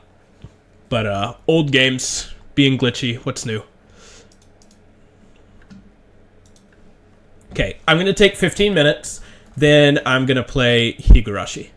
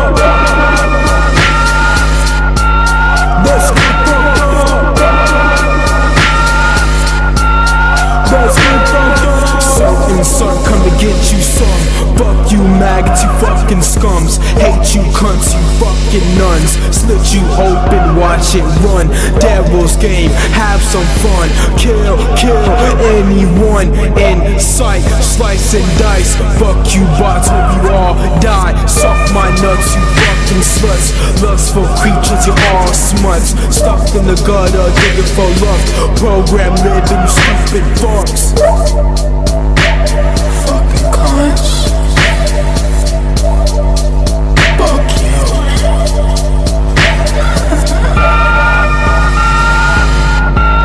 Let's get fucked up. Let's get fucked up. Let's get fucked up. Let's get fucked up.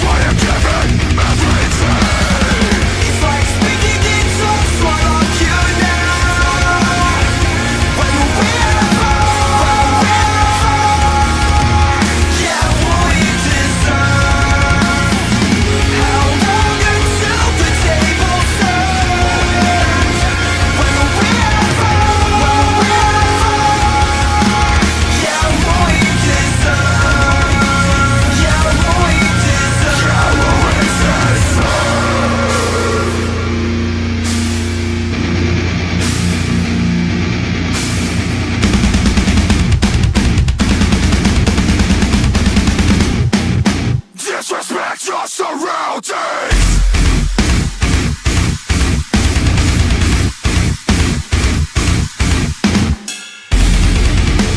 won't make it out alive. You won't make it out alive. You won't make it out alive. You won't make it out alive.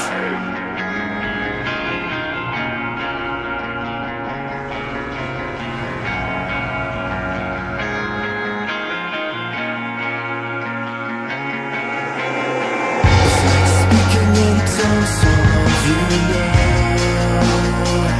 When we ever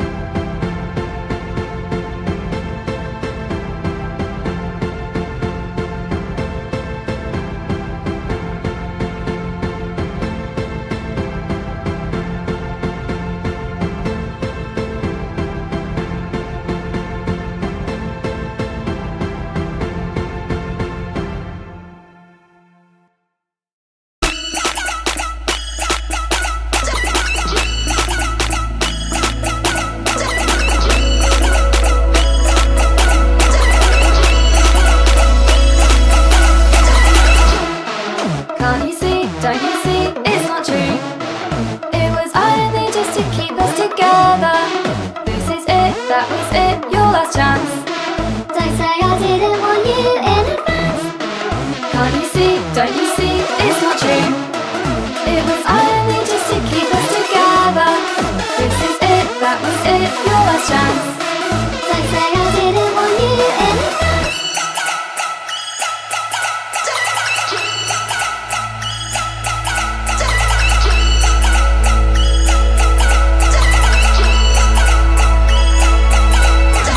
How can you say you care? Baby, you don't even know if I'm not there. Baby, if your life's just another day, count me out. How can you say you care? Baby, you don't even know if I'm not there. Baby, if your life's just another day, count me out.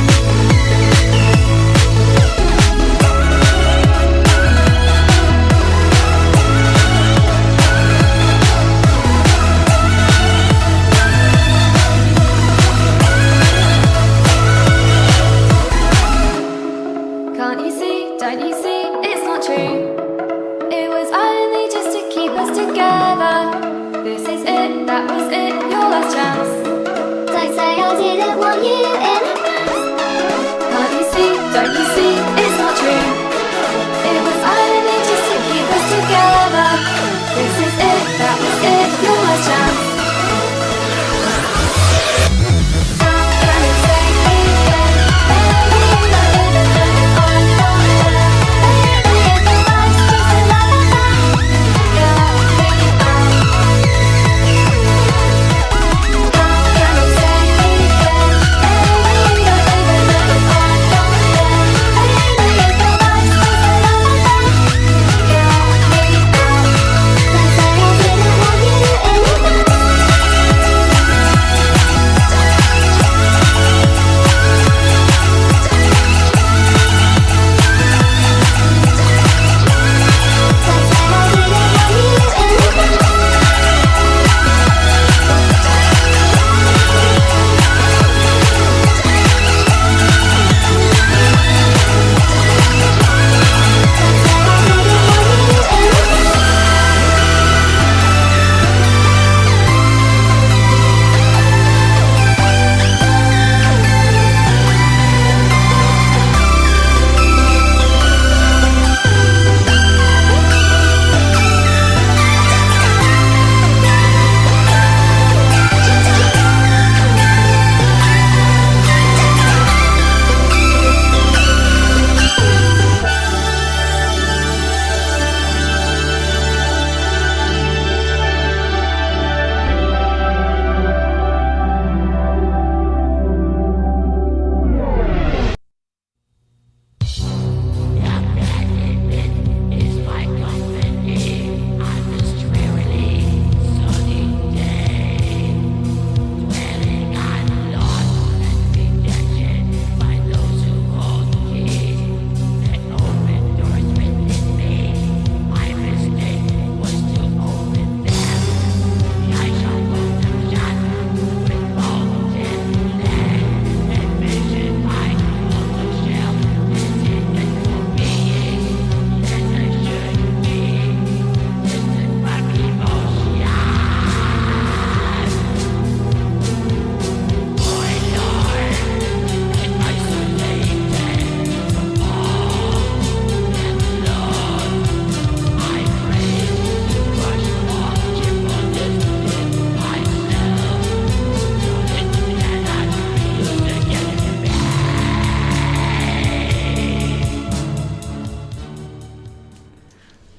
All right.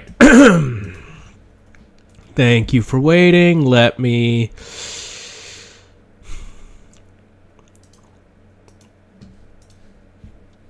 get back to business.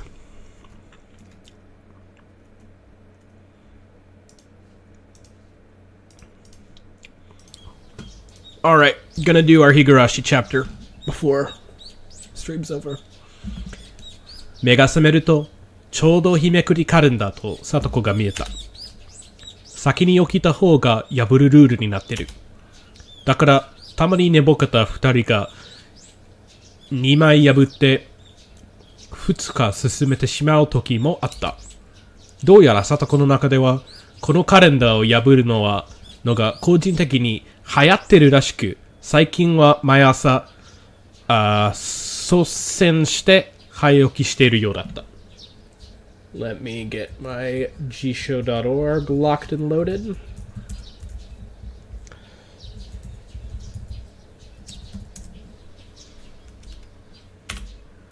だが、そんな微笑ましい Yes. 微笑ましい傾向も、里子が破り取った後に現れた22日に粉々にされてしまった。多分、今日だろう。6月22日。私の死ぬ日だ。おはようなのです。おはようございますですわよ、リカ。二人ともおはようです。二人？あらあら、まだ寝ぼけてるでございますの？さとこの他にも、この部屋に住んでいる人がいますのですよ。その人にも、おはようを言いましたのです。もう、朝から怖がらせるのはなしでございますわよ。これでさとこは、今晩怖くて、僕の手を握ってないと寝られないのです。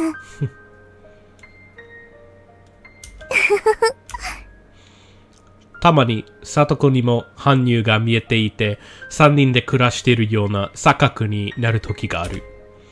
そうなれば、きっと楽しいだろう。I do too. That's why I don't play it with the new graphics, even though the console art looks good in its own right. PC art is obviously terrible. We don't need to go over it. That's common knowledge. 学校行く時間になっても体が鈍かった。今日、殺される。それが分かってると、なんだか学校に行くのがとても億劫だった。億劫。億劫だった。私は何度も死を繰り返すうちに自分の This was a weird one. 毎日 Yeah, 毎日 Looks like it should be 毎日 but one of those stupid words that doesn't follow the rules. 毎日を書き取る聴覚だけは鈍くなったのかもしれない。聴覚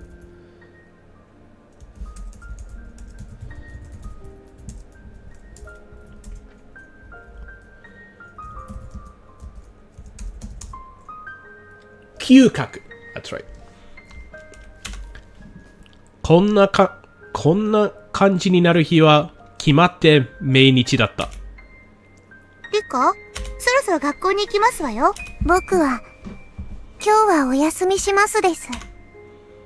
リカ、ケイイチさんに聞きましたけど、何か悩み事があるって本当なんですの？あると言えばあるし、ないと言えばないです。今日になってどんな努力があるというのか、それでも焦燥感を感じるのは未練なのか。でも足かきたい心も同時にある。私はこの世界に来てからの数日間、運命と戦おうと意気込んでみたり、そんなことは無駄なのかと諦めてみたり、秋の空のように目まぐるしく考えが変わった。ケイイチやみんなにあれだけの力強さを見せられながら、私は運命と抗おうという鉄の意志が持っていなかった。一番自信に溢れていたのは、いくつかのサイクルに録が連続した他力本願な幸福が並んだ時だけ。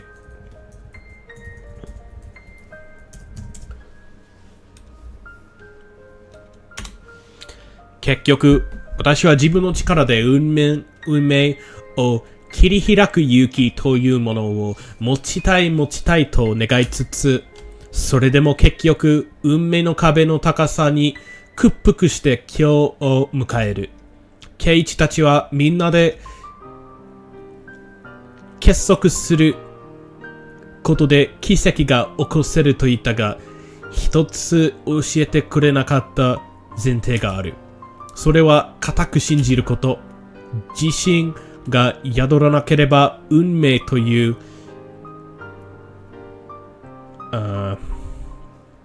頑丈な壁に刀を突き立てることもできないのだ。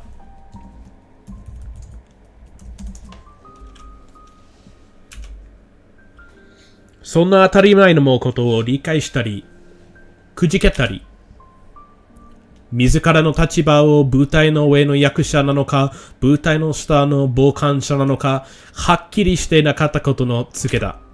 搬入には昨日、この世界が終わったらどうするか決めていないと言った。でも、それは考えてみたら、ものすごく傍観者の考え方だ。舞台の上の人々はこの世界一つしかない。だから世界が終わることは全ての終焉だ。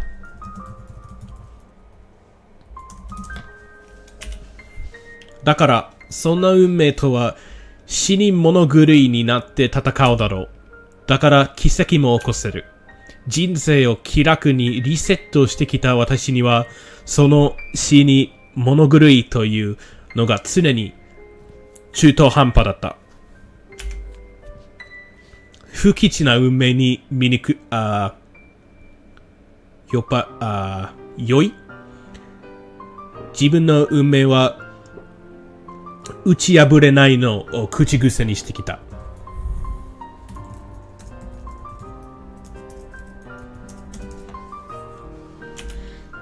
だからこんな今日を迎えてしまう。それはまるで夏休みの宿題を潜め込んで明日になったら頑張ると言いながら最後の日を迎えてしまう子供にそっくりだった。This is not 潜める。What is this?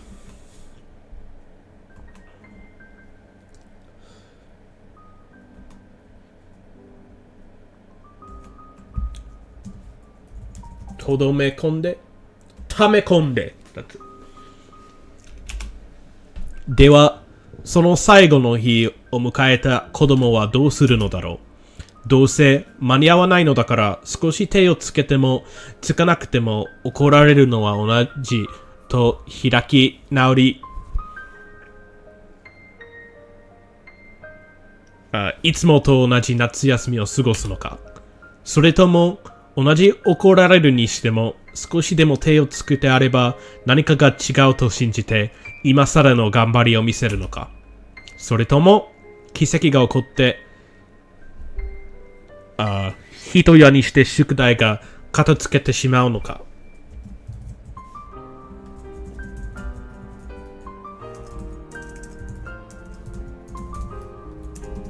This is not 一夜、it is 一夜。宿題に奇跡なんかない。宿題は自分でやらなければならないものなんだ。だから自分が努力した分しか片付けない。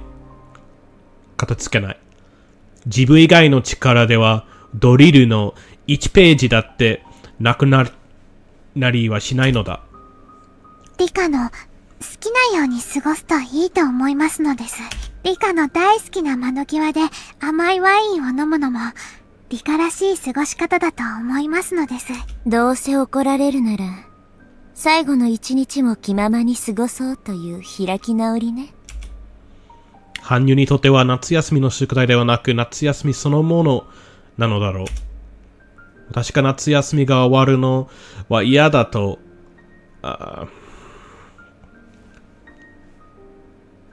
ダダをこねても夏休みは必ず決まった日に終わりを迎える。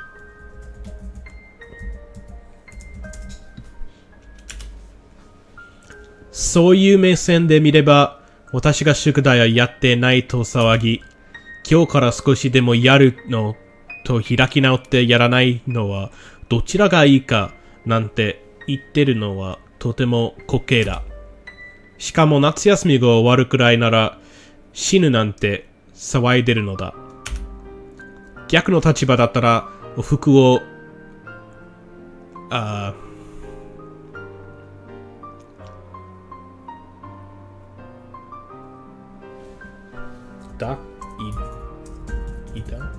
don't know how to say this.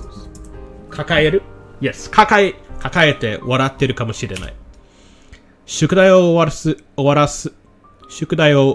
らすためにみんなの力を頼れとケイチが言ってくれた。それを私は夏休みが終わった後に狩りを残したくないし、先生に知られたら大変なことになるからと断る。潔いなら初めからちゃんと宿題をやっていればよかった。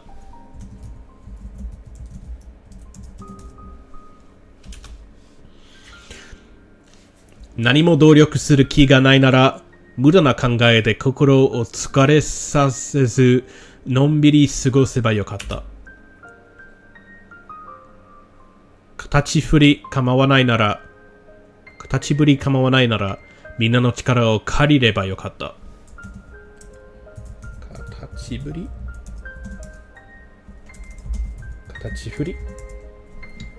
なりふり。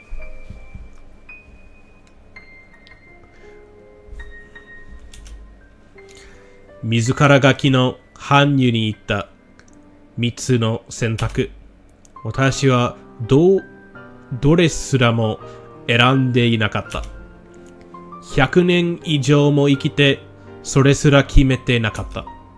そんな無駄な100年だったのだ。さとこ、僕は今日、風邪をひいてしまったので、お休みしますです。そうなんですの？体温計でお熱を測ります？今日はゆっくりさせてくださいです。知恵には、僕は風邪で休むと伝えてほしいのですよ。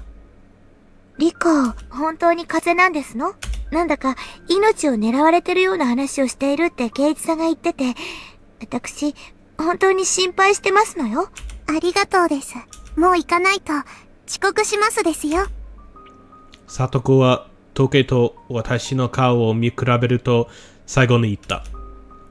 私は今すごく幸せですのよ。みんなと楽しく過ごせて、またリカと一緒に暮らせるようになってとても嬉しいんですの。だから、リカがいなくなったら、私がどれだけ悲しい世界に生き続けなくちゃならないか、よく考えてほしいでございますのよ。僕の、いない世界。ええ、リカのいない世界なんて、とても辛くて悲しい世界ですわ。考えたこともなかった。自分が死ねば世界は終わると思ってた。だから残された世界がどんな風になって続いていくかなんて真剣に考えたことは一度もなかった。だからどうか自分をリカが思ってる以上に大事にしてほしいんですの。リカ一人の不幸じゃない。リカに悲しいことがあれば、私もそしてみんなも不幸になることを決して忘れないでくださいますですのよ。さとこ。リカ、今日はそっとしておきますけど、悩みがあるなら絶対に相談するんですのよ。仲間が悩んでいるのに自分を頼ってくれないこともまた悲しいんですから。サトコはもっと言いたいことがあるようだったが、それ以上は言葉が見つからず、うなずいてしまった。でもサトコの言いたいことはすべて伝わった。私はなんて自分勝手に生きていたんだろうと思う。世界を舞台に例えることすらなんて緩慢なことだったのか。Not 緩慢。What is this?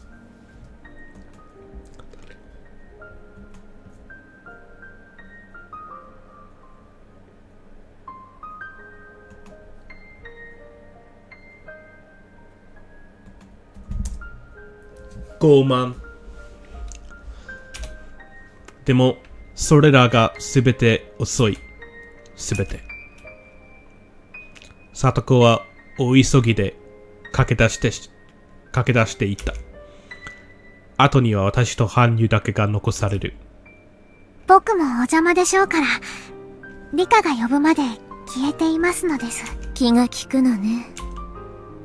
100年生きても、リカはリカです。100歳の仙人にはなれないのです。リカには、年相応に悩んで、考える時間があってもいいと思います。僕がリカに、背伸びを敷いたこともあるかもしれませんのです。羽生は悪くないわ。私が勝手に天狗になってただけよ。僕とおしゃべりしたいときは、呼んでくださいです。もう泣きつかないの？私が、この世界で終わりにするのを撤回してほしいって。リカは頑固な人ですから、言えば言うほど逆効果になりますのです。さすが。付き合いが長いだけのことはあるわね。もうリカも悟っているようですから、言います。今日です。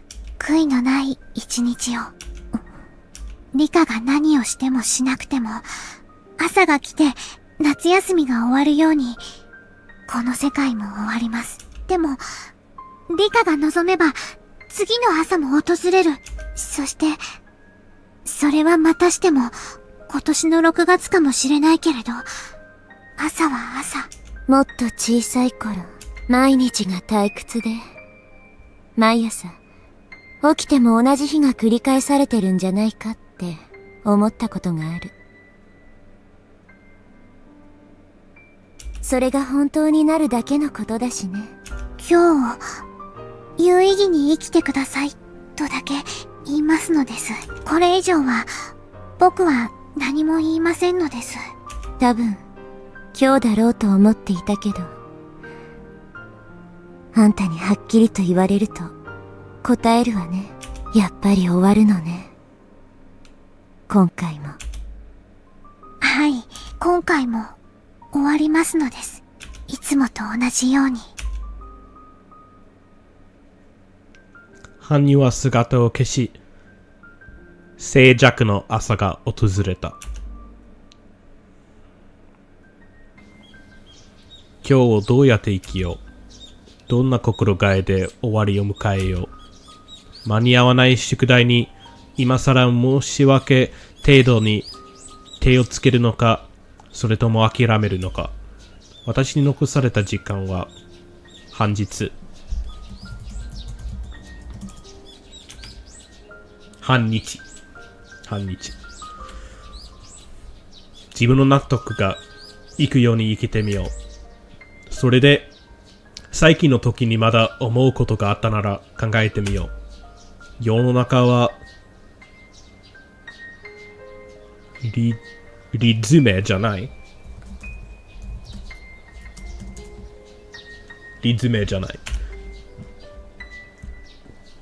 誰もがもっと気楽に生きてるんだ。生をもっと私は楽しむべきだったのだ。生。生 It's probably 生。生を楽しむというのは気楽の楽しくという意味ではない。喜びも悲しみも悩みももっと本気で取り組んで全力で生き抜くという意味だ。それができたなら死んだ時どうしようなんて考えない。ただただ一生懸命に生きる。終わりの時が終わり。今日を生きる。それはとても大切な聞いたことだけれど、無駄な時間を永遠に過ごすことができる自分が口にするとあまりに軽々しく聞こえてしまうのだった。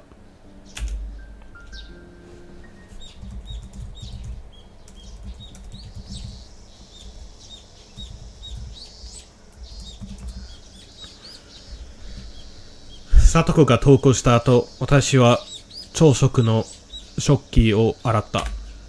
ハンにはサトコがいない時は私と一緒にいることが多かった。でも今日はいない。だから私が本当の意味で一人ぼっちになるのはものすごく久しぶりだった。一人で食器を洗うのがこんなに悲しいものだと思わなかった。どうせ私は今日で死ぬのに、終わる世界なのに、食器を洗うのはどうしてだろう。それは、明日から一人残される里子のことを思ったからだった。私にとっての里子は、毎回の新しい世界での里子だ。でも、私はさっき、里子に言われて初めて気がついた。私が死んだ後に残される里子は、どんな思いで生きていくのだろう。私がリセット感覚で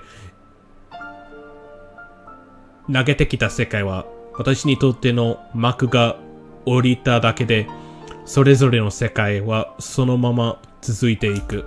その世界の里子は、私がいなくても、ちゃんと食事の準備ができるだろうか。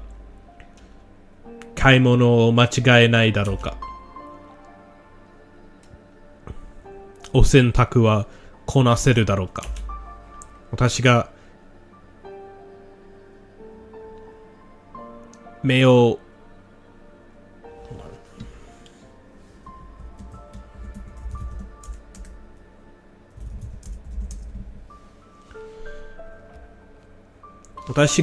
背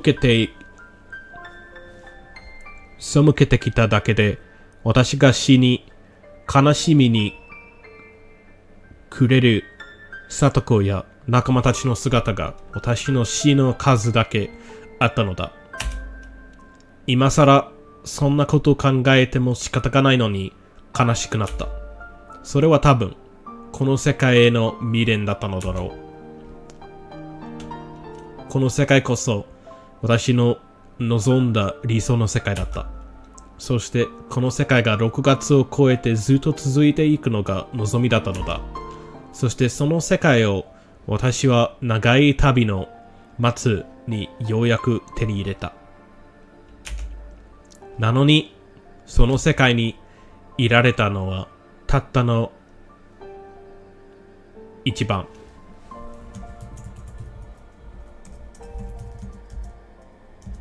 Right? 一晩。綿流しの祭りの晩だけだった。今日、この世界を私が去ることで、この世界は壊れる。仲間たちはようやく里子を助け出し、これからはみんなで楽しく過ごしていると何の疑いも持っていないはずだ。にもかかわらず、今日、私は死ぬ。仲間たちは悲しむだろう。せっかくみんなで結束して起こした奇跡で得たこの世界をわずか一日で失ってしまうことをわめくだろう。私はのうのうと次の世界でしっきり直しの生活を始めるのだろうか。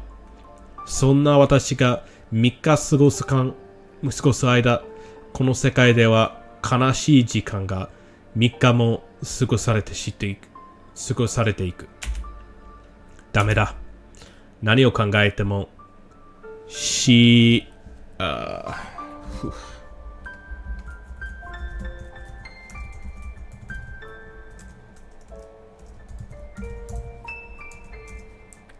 リ滅裂 Oh yeah, I think that's right. Yep. 尻滅裂でわけがわからない。止めどなく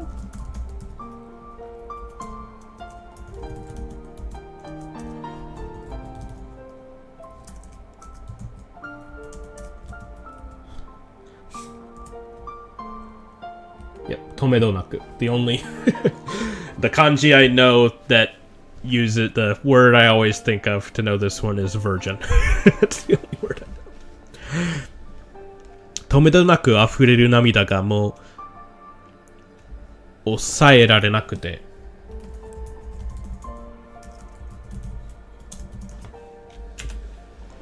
私はまだ畳んでいない布団の里子の枕を抱いて泣いた。里子の髪の匂いがした。でも私が死ねばきっと貞子も同じように私の枕を抱いて泣くのだろう。みんなも泣いてくれるだろうか。きっと泣いてくれるだろう。そして、悲しむ。私の死にじゃない。悩みがあることはみんなが気づいてくれたのに、それを打ち明けてくれなかったことに悲しむ。みんなは後悔するのだろうか。どうすればリカちゃんの心を開けたのか。どうすれば力になれたのか。開けたのか。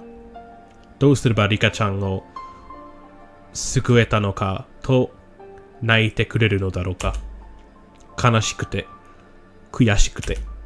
私は貞子の枕を抱いてずっと泣いていた。そんな時、無粋な電話が鳴った。無視したが、鳴り止まない。ひょっとしたら、私を心配してくれたみんなかもしれないと、変な期待をして受話器を取る。でも、変な男の声だった。どうも、お世話になっておりますんね。おこのぎ造園と申しますが、古出さんのお宅でいらっしゃいますか？おこのぎ。ヤムイヌのおこぎだった。彼が直接私に電話してくるなんて初めての経験だった。緊急のご連絡がしたくってお電話させてもらいました。学校にお電話したら、今日は休んだと言われましたもので、具合は大丈夫ですかいね？自分の死ぬ日に具合のいいも悪いもない。もちろん、向こうはそんなことを知りはしないのだが、妙に無神経に聞こえて、私は一人でカチンと聞いていた。風邪なのです。ちょっと今日はゆっくりしていますです。そうですか。偶然とはいえ、それは好都合だったですね。風邪をひいて自宅にいるというのがおこぎにとってどう好都合なのかわからず、私は少しギョッとする。どうして僕が風邪をひくとおこのぎの好都合になるのですか？いえ、実はあなたの命が狙われている可能性があるっちゅう連絡が入ってきたんです。それはどういうことなのですか？この度の富武氏たちの事件なんですが、東京の調査の結果、入江所長が黒幕である可能性が高いっちゅう連絡が入ってきました。入江が黒幕？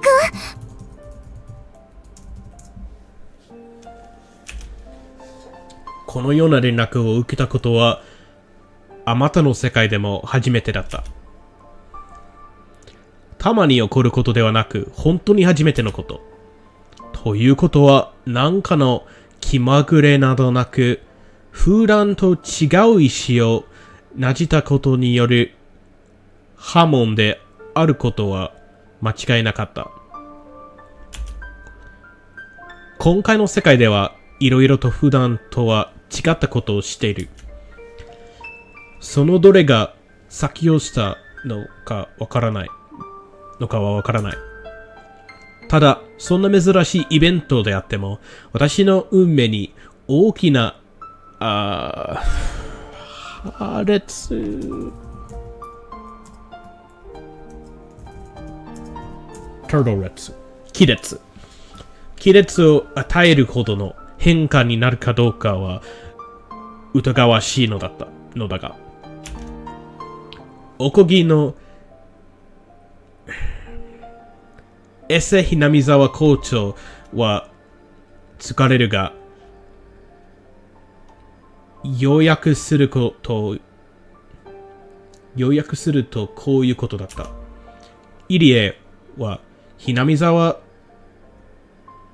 症候群の研究が普段的に縮小され、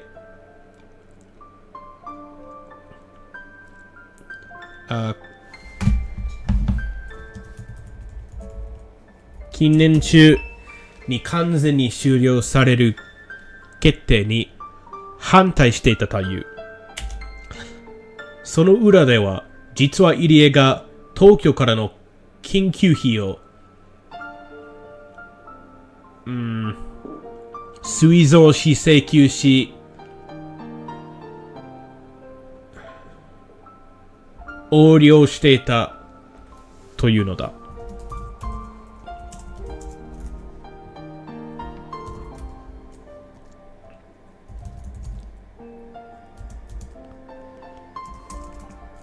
I don't think this is Suizo. What is this? 水増し。それで研究の階段的中止が決定したので、最後に研究を売り驚愕の代金を得ようと企んだという。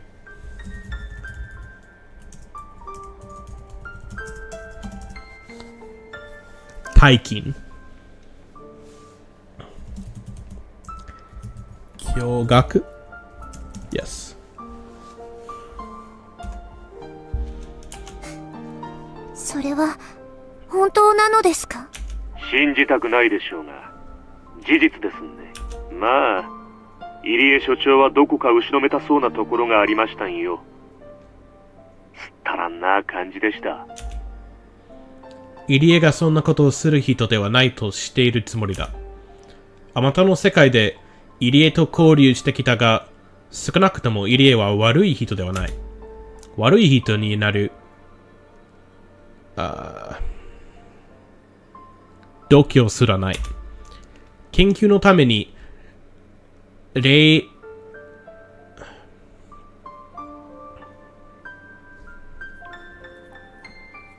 a second.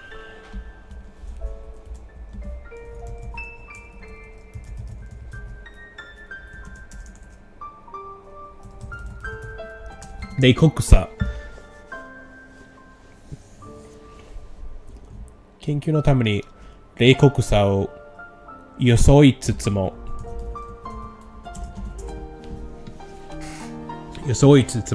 いろいろな後悔が抜けきれない早い話がいい人だ。その入江が実は裏で東京からの危険な金を着服していたなんて、にわかには信じにくい。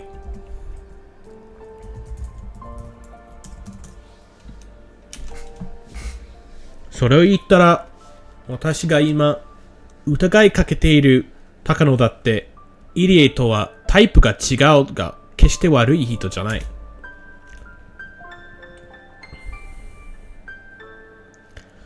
上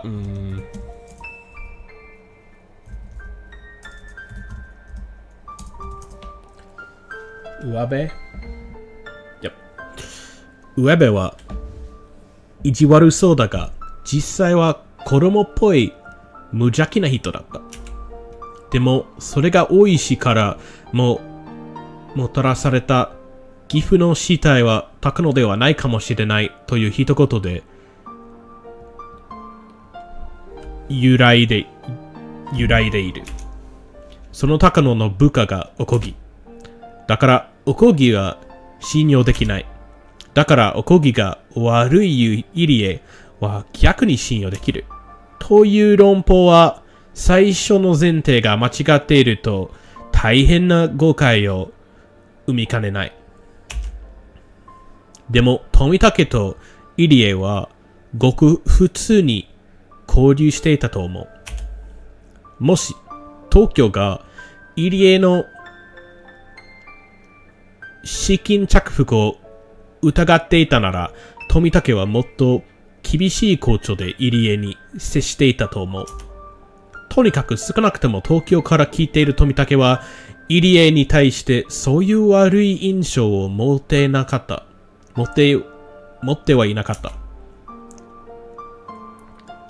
入江機関の入江と東京の富武仲良し。東京の富武と東京の高野仲良し。東京の高野と東京のおこぎ、上司と部下。東京のおこぎの言う東京は、入江を疑っている。なんだかおかしい。一見するとみんな仲良しのはずのに、最後と最初がつながらない。入江は東京と普通の関係のつもりなのに、東京は入江を疑っているという。おかしいおかしい。ちゃんと線がつながっているのに、どこかでぐるりと一回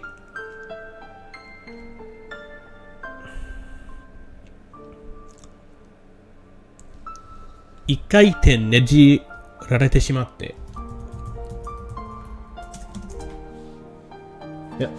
一回転ねじられてしまって、輪っかがおかしくなっている。すでに東京が内定に着手してますんで、詳しいことはもうちょい待ってほしいそうです。また、入江はあなたを何らかの交渉の最後の切り札に使おうとしている可能性があるらしく、あなたに対する警護体制を本日よりさらに強化せよとの命令が来ました。それでご自宅にいられるんは都合がいいと言ったんですね。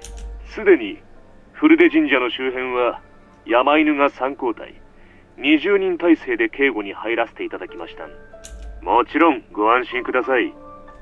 それっちゃわからないように気を利かせてますんで。すごい警護体制なのです。その警護はいつまで続くのですか？東京から解除の命令が来るまでずーっとですんで、今回の一件が解決するまでです。教師の運命にある私にとって、それは本来とても喜ぶべきことだった。このような厳重な警戒体制、警戒能勢が欲しくて、高野に最宮殿の中を公開してまで頼んだんじゃないか。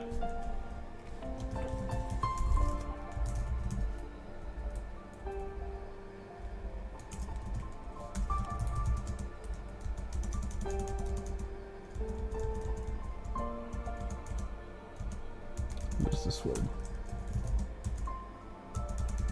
Not no say.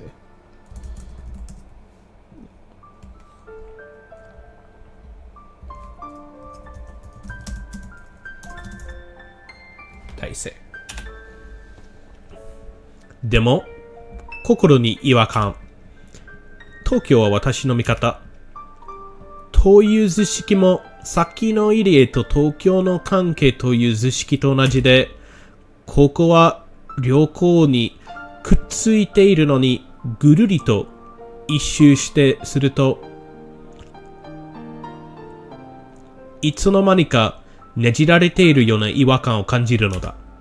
違和感の正体は東京の立場のあやふやさだった。東京は入江と良好な関係を続いている。にもかかわらず、同時に入江を疑っている。入江が実は悪い人だったとか、高野が実は生きていて富武殺しの真犯人かもしれないとか、そういう様子が東京という存在をややこしくしている。東京は一つの組織だから、一つの意志を持つと思ってきた。でも実は二つの意志。もしくは二つの、なんて言うんだっけ。新聞の政治観でよく見る言葉だ。not con。乱 ?Yes、政治乱。そういそう。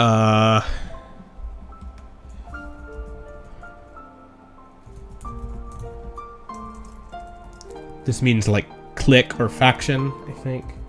派閥 Yeah.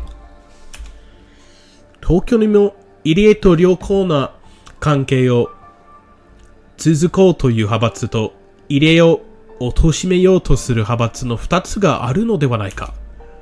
そう考えると、このいびきな輪っかのねじれがなんだか説明できるような気がした。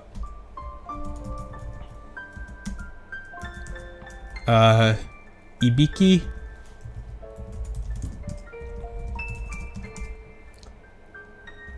いびつな。私は先入観から大石に感化されすぎているのだろうか。大石に高野が怪しいという話さえ聞かされなかったら、おこぎのこの話をもう少し受け入れていたかもしれない。いや、そんなことはない。お石の話を抜きにしても、おこぎの話はやはりおかしい。入江はひなみ沢の奇病に対して更新的に尽くす研究者だ。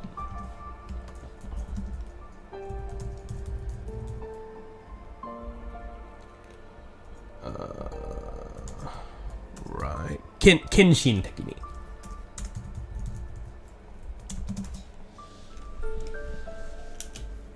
それを東京も理解しているからこそ、富武と入江の温和な関係ができるんじゃないか。それに、入江には、横領なんて、恐れた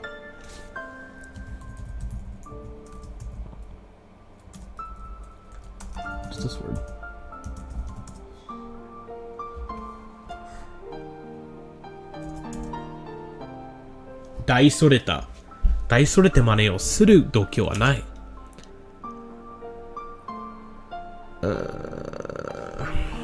果実さ。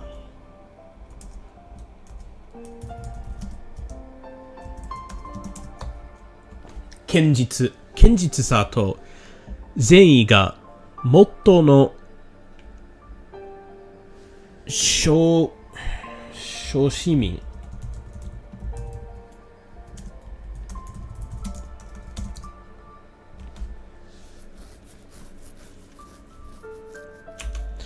もちろん、一旦の研究者としての矢心は多少ある。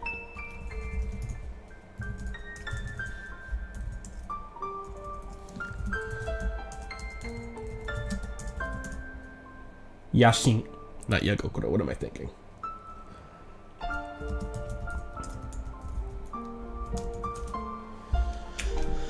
でもそれは研究者なら誰もが持つ常識の範囲内であって、大掛かりな着服に手を染めるような犯罪動機とは全く異なる。大勢の闇犬が私を警護に入る。それはこれまでの世界では私が望んできたこと。なのに、なぜか率直に喜べない。素直に喜べない。心の、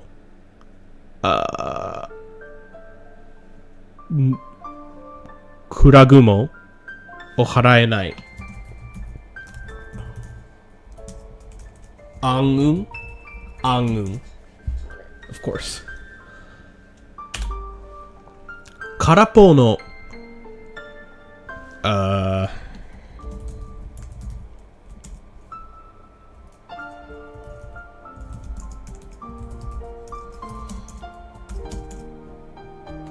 鶏小屋。口の周りに鶏の歯のついたI don't know. キツネ Yes. 私は自分の番をさせる相手が本当に信用できるのか分かりかねていた。だが、最後の最後でおこぎのこともちゃんと思い返してみた。山犬は今日まで何年間も私を警護してくれた。おこぎのその実績はあまたの世界でも証明されている。私は特別な存在だ。万が一のことがあったら大変なことになる。だから、ひなみ沢症候群が、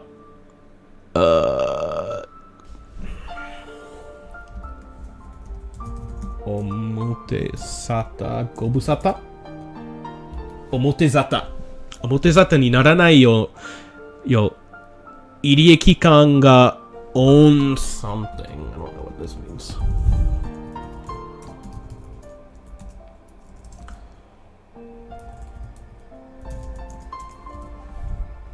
In don't know this word at all.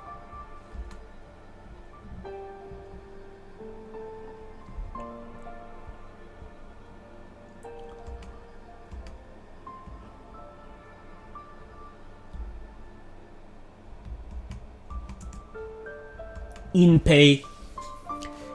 蔽し、さらに私に何らかの悪意ある魔獣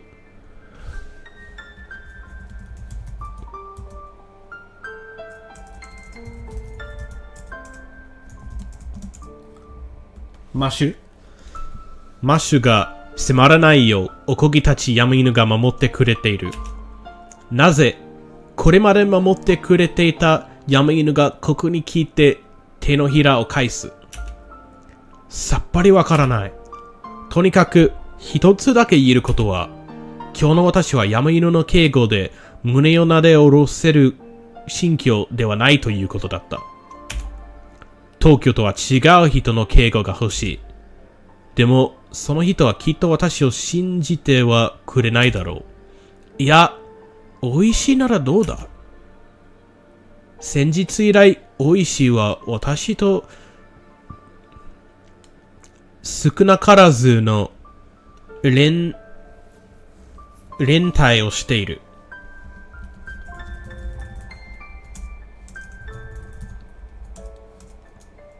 連携をしている。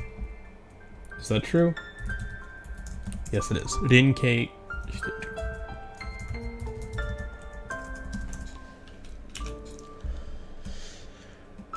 大石は連続開始事件が村の陰謀だと信じていて、私はその内部にいる反対分子だと思っている。分子 Yes。陰謀だと信じてくれているなら、東京という存在の説明抜きに、私が命を狙われているということを信じてくれるのではないだろうか。大石にとって、今の私は貴重な情報源のはずなのだから。確か、ヤムイヌは警察を嫌ったはず。Yes。王子を暗殺してほしいと頼んだ時も、警察の監視があるから近寄れないとかなり慎重だった。慎重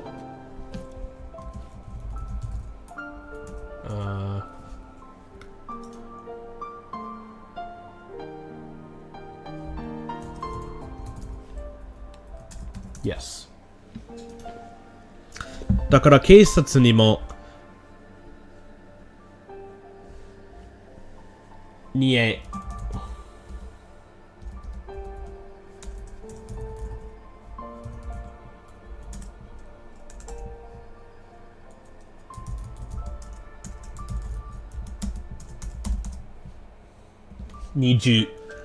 20で私を警護してもらえばきっと心強い。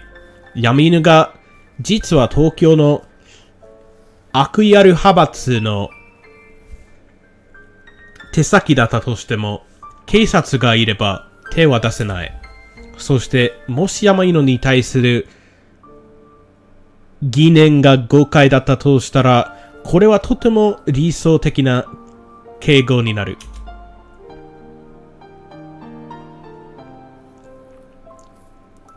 陰とオンの二次敬語ラインは簡単には突発できないはず。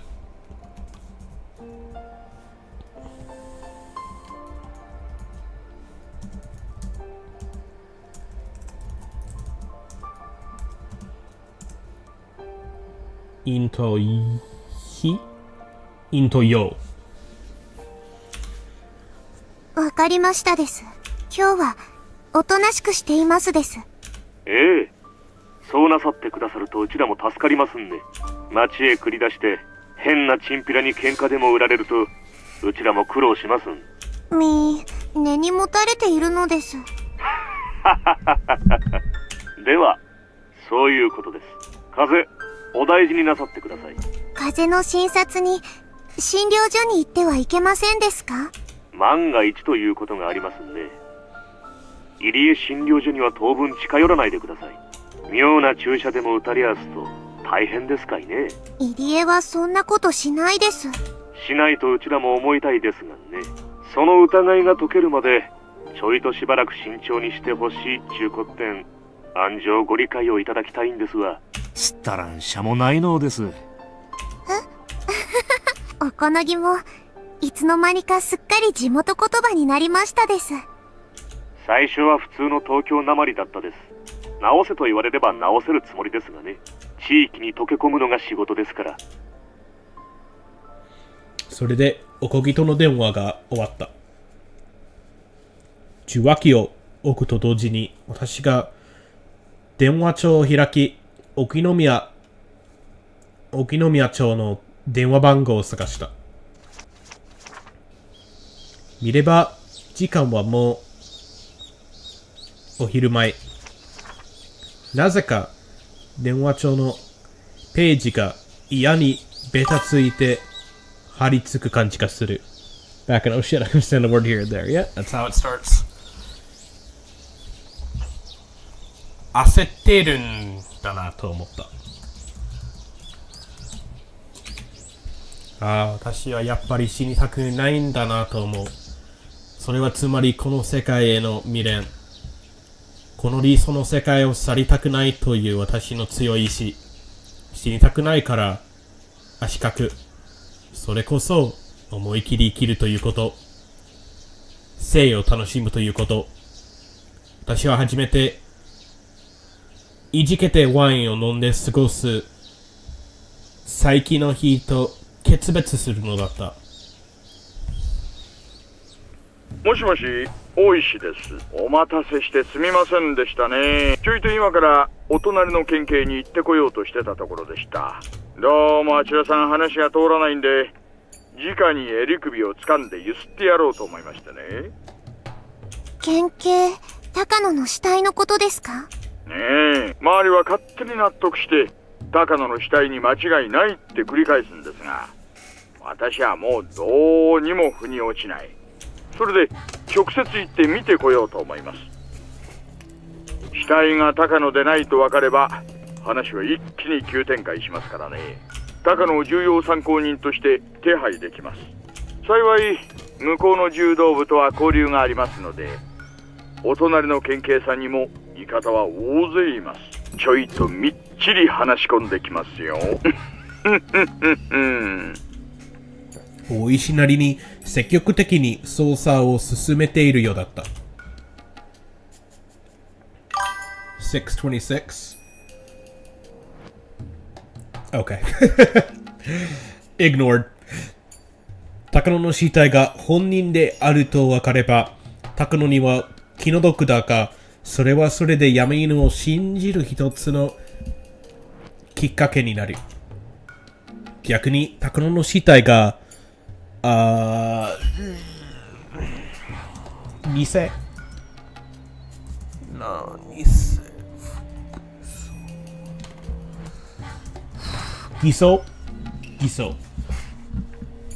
装であれば、高野こそが黒幕であるという一つの手がかりになる。どちらの結果が出ようと、私にとってはとても重要な何かになるはずだった。No problem. それが私の生きているうちにもたらされればの話だが、しかし困った。だとしたら大石は岐阜に行ってしまおう。私を守ってくれない。大石、実は変な声の電話があったのです。知らない人でしたが、村人だと名乗りましたです。匿名の電話ですか。続けてください。その電話は何と？僕を殺そうとしている人たちがいるというのです。早ければ今日にも決行すると言ってますです。それは本当ですか。なるほど。それはありえない話じゃないな。わかりました。私はもう出発しなければなりませんので行けませんが、警官を何人か行かせます。駐在にも連絡してあなたの近辺を警戒するように伝えましょう。今日はご自宅ですよね。風邪か何かですか？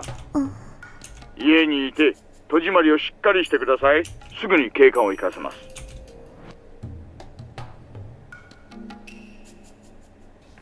おいさん、どうしたんすか？先方との約束の時間ギリギリですよ。今ね、フルでリカから電話がありました。匿名の電話があり、彼女の命を誰かが狙っているらしいと警告してきたらしいっていうんです。フルでリカをですか？どうして村のマスコットじゃなかったんですか？連続開始事件絡みで私と接触してたことに対する警告じゃないかと見てます。本当に殺すかどうかは疑わしいが、彼女も年頃の子供です。命を狙われていると聞かされたら穏やかにはいられないでしょう。それにここで信頼を損ねると以後の関係にも支障をきたしますからね。 2,3 人でいいです。大至急行かせてください。あと駐在さんにも連絡して、とりあえず彼女を安心させてあげてください。了解っす。ルレリカは連続開始事件の唯一の手がかりになるかもしれない人間だ。殺されるわけにはいかない。私たちも現地の別れずやどもを締め落としたらすぐにひなみ沢へ行きましょう。ちょいとハードな出張スケジュールになりましたよ。こんなの楽勝っす。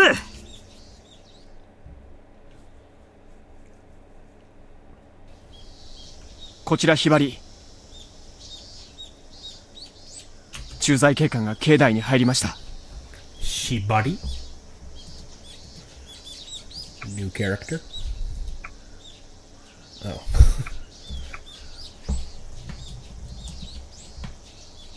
ひばり OK。 R 宅へ向かっています。了解。引き続き監視されたし。 R と接触。警官を中に入れました。沖宮署に R から連絡があったようです。自身の身辺警護を依頼したと思われます。うちらのことは喋ったんかいね。命を狙われているとの匿名電話があったと言っています。作り話でしょう。またそれとは別に沖宮署から私服警官が数人派遣されるようです。何年山犬だけじゃ信用できんって国会ね。厄介ですね。監視体制にも支障が出ます。まさか気づいたんじゃねえんかね。そんなわけはないとは思うが、全般に職質に注意しろと伝達。疑われたら意味ないんね。暗情警戒しろっちゅう伝えてえな。了解。本部より全般、古出神社周辺に警察介入の動きあり、職質には特に注意されたし、今夜の決行ですが様子を見た方がよろしいのでは。連絡はするが三差はやるっちゅう言うだろうな。明朝に R の死亡が発覚して話が進むよう、もうお膳立てが済んどるって話だ。警官に不審と思われとない。もし疑われたらおとなしを引くこっちゃん。大石はすぐに連絡してくれたらしい。電話を終えてからものの10分もしないうちに駐在の警官が飛んできた。警官らしくどの電話がかかってきたのか物細かに聞かれた。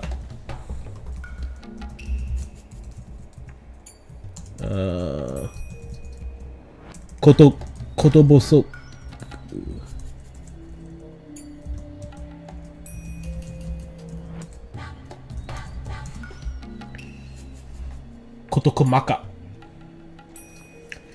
こと細かに聞かれた。適当にでっち上げておく。電話の更新記録を調べられたらそれまでだが、おいしは多分そんな無粋なことはしない。This is a 日暮らしの泣く頃に Chapter 7 皆殺し. It's a pretty famous originally visual novel but then became an anime which I've heard is shit or not very good or not very accurate at least. 私のことを連続開始事件の重要な情報源と位置づけているだろうから、それでも守る価値があると思ってくれるはずだ。駐在の警官とは村の住民でもあるわけで、私とは無論慣れ慣れしいぐらいの面識がある。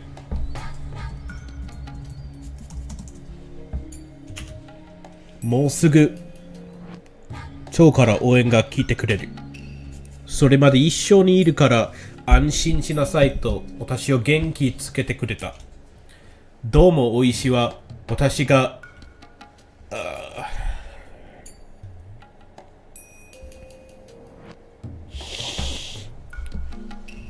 威迫 No, what is this? 脅迫 Yes脅迫電話を恐れて自宅で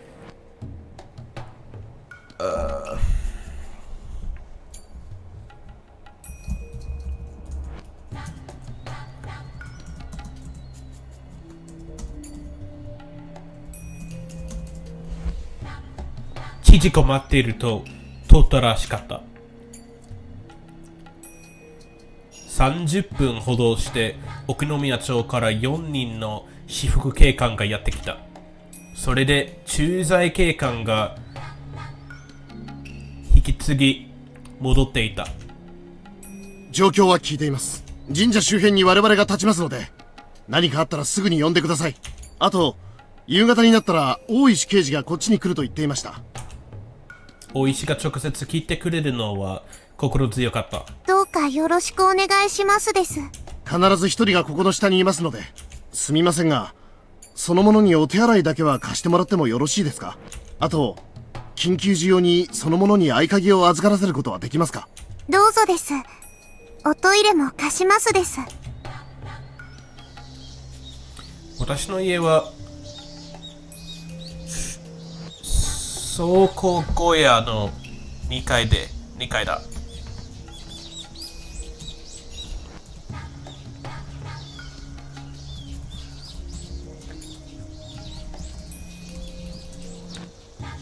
倉庫小屋2階だ。1階は町会の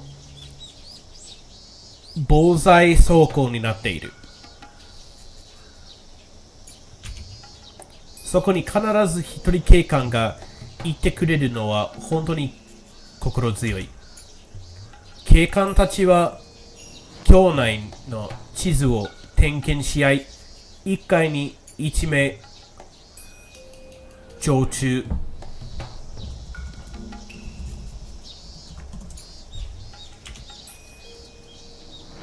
町内を2名で巡視。町内への階段前に一人立ち番と なることを決め、持ち場についてくれた。この世界のお石は本当に頼もしい。普段のお石は私のことをどちらかというと敵寄りだと思っているようだ。だがこの世界のお石は私のことを味方だと思ってくれているようだった。里子を救う前後で友好的な関係を続けた。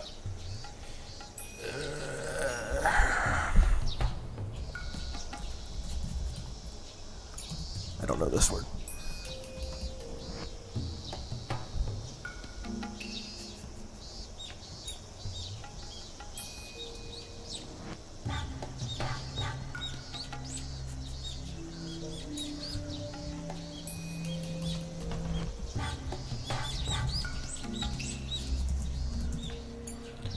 賜物に違いなかった。それを思うと、おじが帰ってくるという致命的な出来事すら必要なイベントだったのではないかと思えてしまうのが皮肉だった。おこぎが言うように、本当に入江が悪い人だったとしても、闇の20人と警官4人の警護を破れはしないだろう。そして逆におこぎが悪い人だったとしても、常駐する警官を彼らは嫌う。吸血鬼に対するニンニクみたいなものだ。この100年間一度も成し得なかった厳重な警戒体制だ。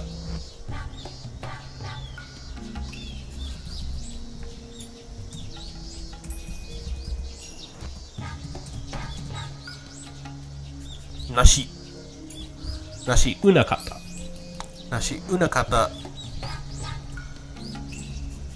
厳重な警戒体制だ。これでも私は殺されるのか。何でもいい。足角思い切り。無理かもしれないとか諦めるな。今回はダメだから次回なんて考えるな。それが生を楽しむってこと。本気で生きるということ。羽生、いる？いますのですよ。どう思う？今回。確かに、僕もこういう展開はあまり見た記憶がありませんのです。今回はひょっとして、って思うことは、やっぱり罪なのかしらね。僕は、期待も失望もしませんです。ただ、あるがままに訪れる結果を眺めるのみです。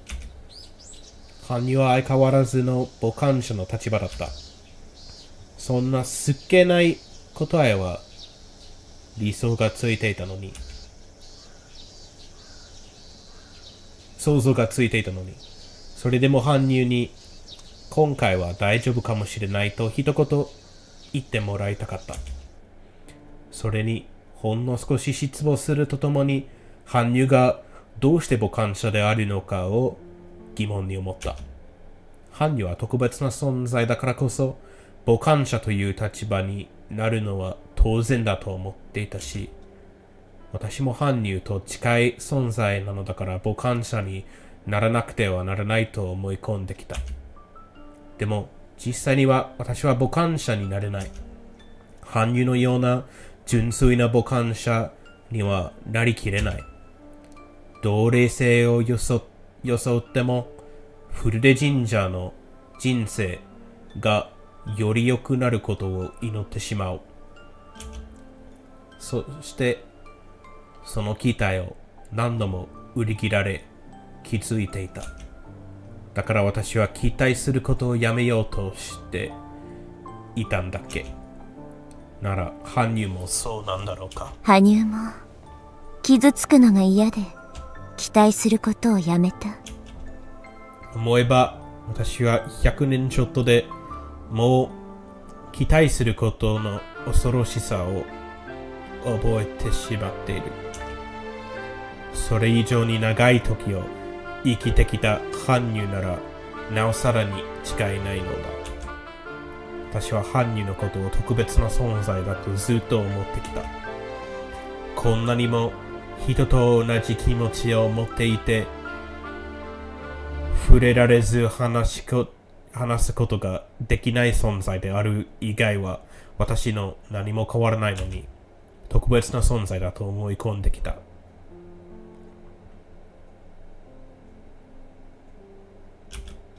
だからその心の構造も人と異なるものだと勝手に決めつけてきた。僕は理科に比べて長く生きすぎましたのです。喜びより悲しみが後に残り、期待すれば裏切られる方が多いことを知りすぎてしまいました。だからもう何が起こっても心を傷つけたいと思わないのです。だから、今回の世界でも期待しないのね、私が。ひょっとするとこの運命から逃れられるかもしれないという期待を。羽生は、私がどうせまた失意のうちに殺されると思ってる。そんなことは思ってないのです。Good evening. I probably won't be streaming too much longer whenever this chapter is over. 羽生は痛いところを疲れたという表情を浮かべていた。羽生は間違いなく今回も私は殺されると思っている。期待しないというのはそういうことだ。でも私が気を悪くすると思って口にできないだけのこと。羽生も聡子と同じなのね。何かの幸運か。誰かが助けて奇跡を起こしてくれるまで耐えて待っているだけ。戦うことを恐れているだけよ。それを強さだと勘違いしている。つい最近までは私もそうだったけどね。羽生は唇を噛みながらうつむく。否定できないところを見ると多少の感自覚はあるようだった。あんたも何度も聞いてるはず。奇跡ってのはみんなで団結しないと起こせない。団結というのはつまり信じること。みんなで信じないと奇跡は起こせないのよ。それは羽生にはきっとあんたのせいで奇跡が起きないのだと言っているように聞こえただろう。言ってから少しして言葉を少し選ばなさすぎたと後悔する。しばらくの間私は言葉を失い、羽生はうつむいたまま震えていた。そしてゆっくりと顔を上げていった。その顔には悲しみとわずかの怒りが。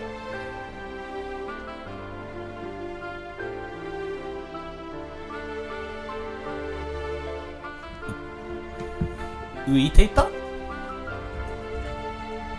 いや、浮いていた。触れることもできず、話すこともできない。見ているしかできない僕も、そのみんなに含まれるのですか？理科に、どんな顛末も見ていることしか許されなかった僕の気持ちがわかるというのですか？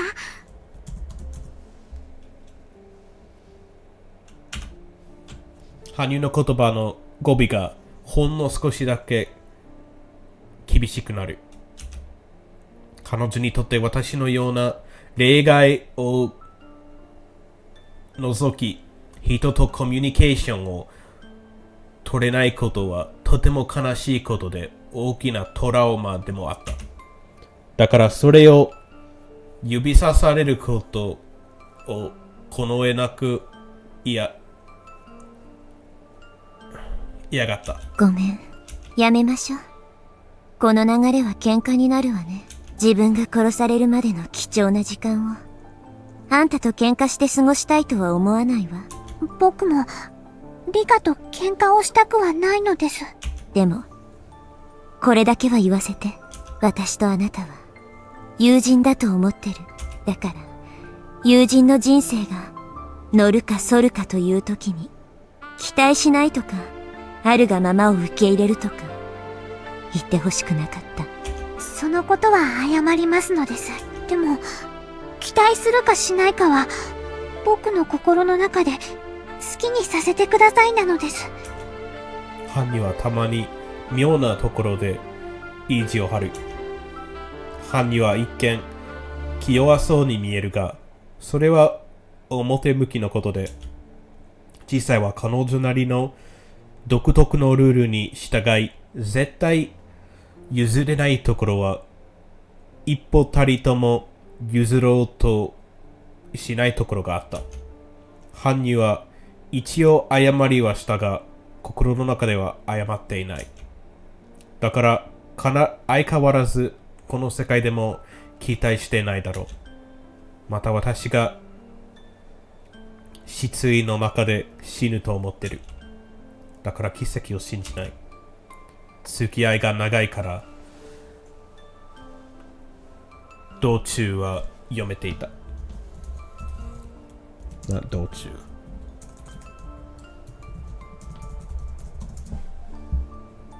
教中。ひょっとすると今度こそはという淡い期待すらできないくらいに疲れ切った搬入のこれまでの長い長い人生が今更少しだけ気の毒に感じるのだった。搬入は何かあったら呼んでくださいなのですと言い姿を消した。姿を消してもきっとすぐ近くにいるだろう。期待せずあるがままの結末を受け入れようと私という名のブラウン管の向こうのテレビを見ているかのように私の殺される時間が少しずつ近づいていく。今回は果たして抗えるのか。ワインのまどろみがでその恐怖を薄れさせないのは本当にものすごく久しぶりのことだった。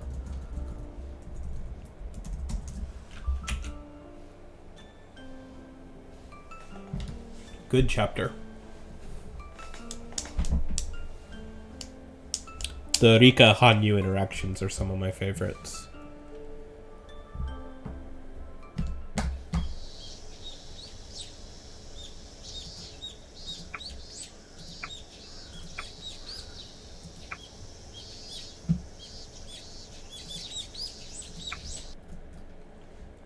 Alright, Mushi just got here, so I'm sad to cut it, but it has been for over 4.5 hours, so I'm gonna stop for this evening.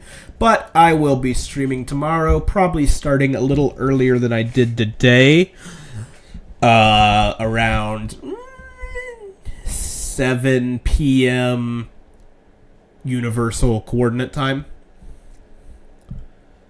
So whatever that is on your time, about 3-4 hours earlier than I did today. Maybe. Don't know exactly. But I'll stream tomorrow at some point.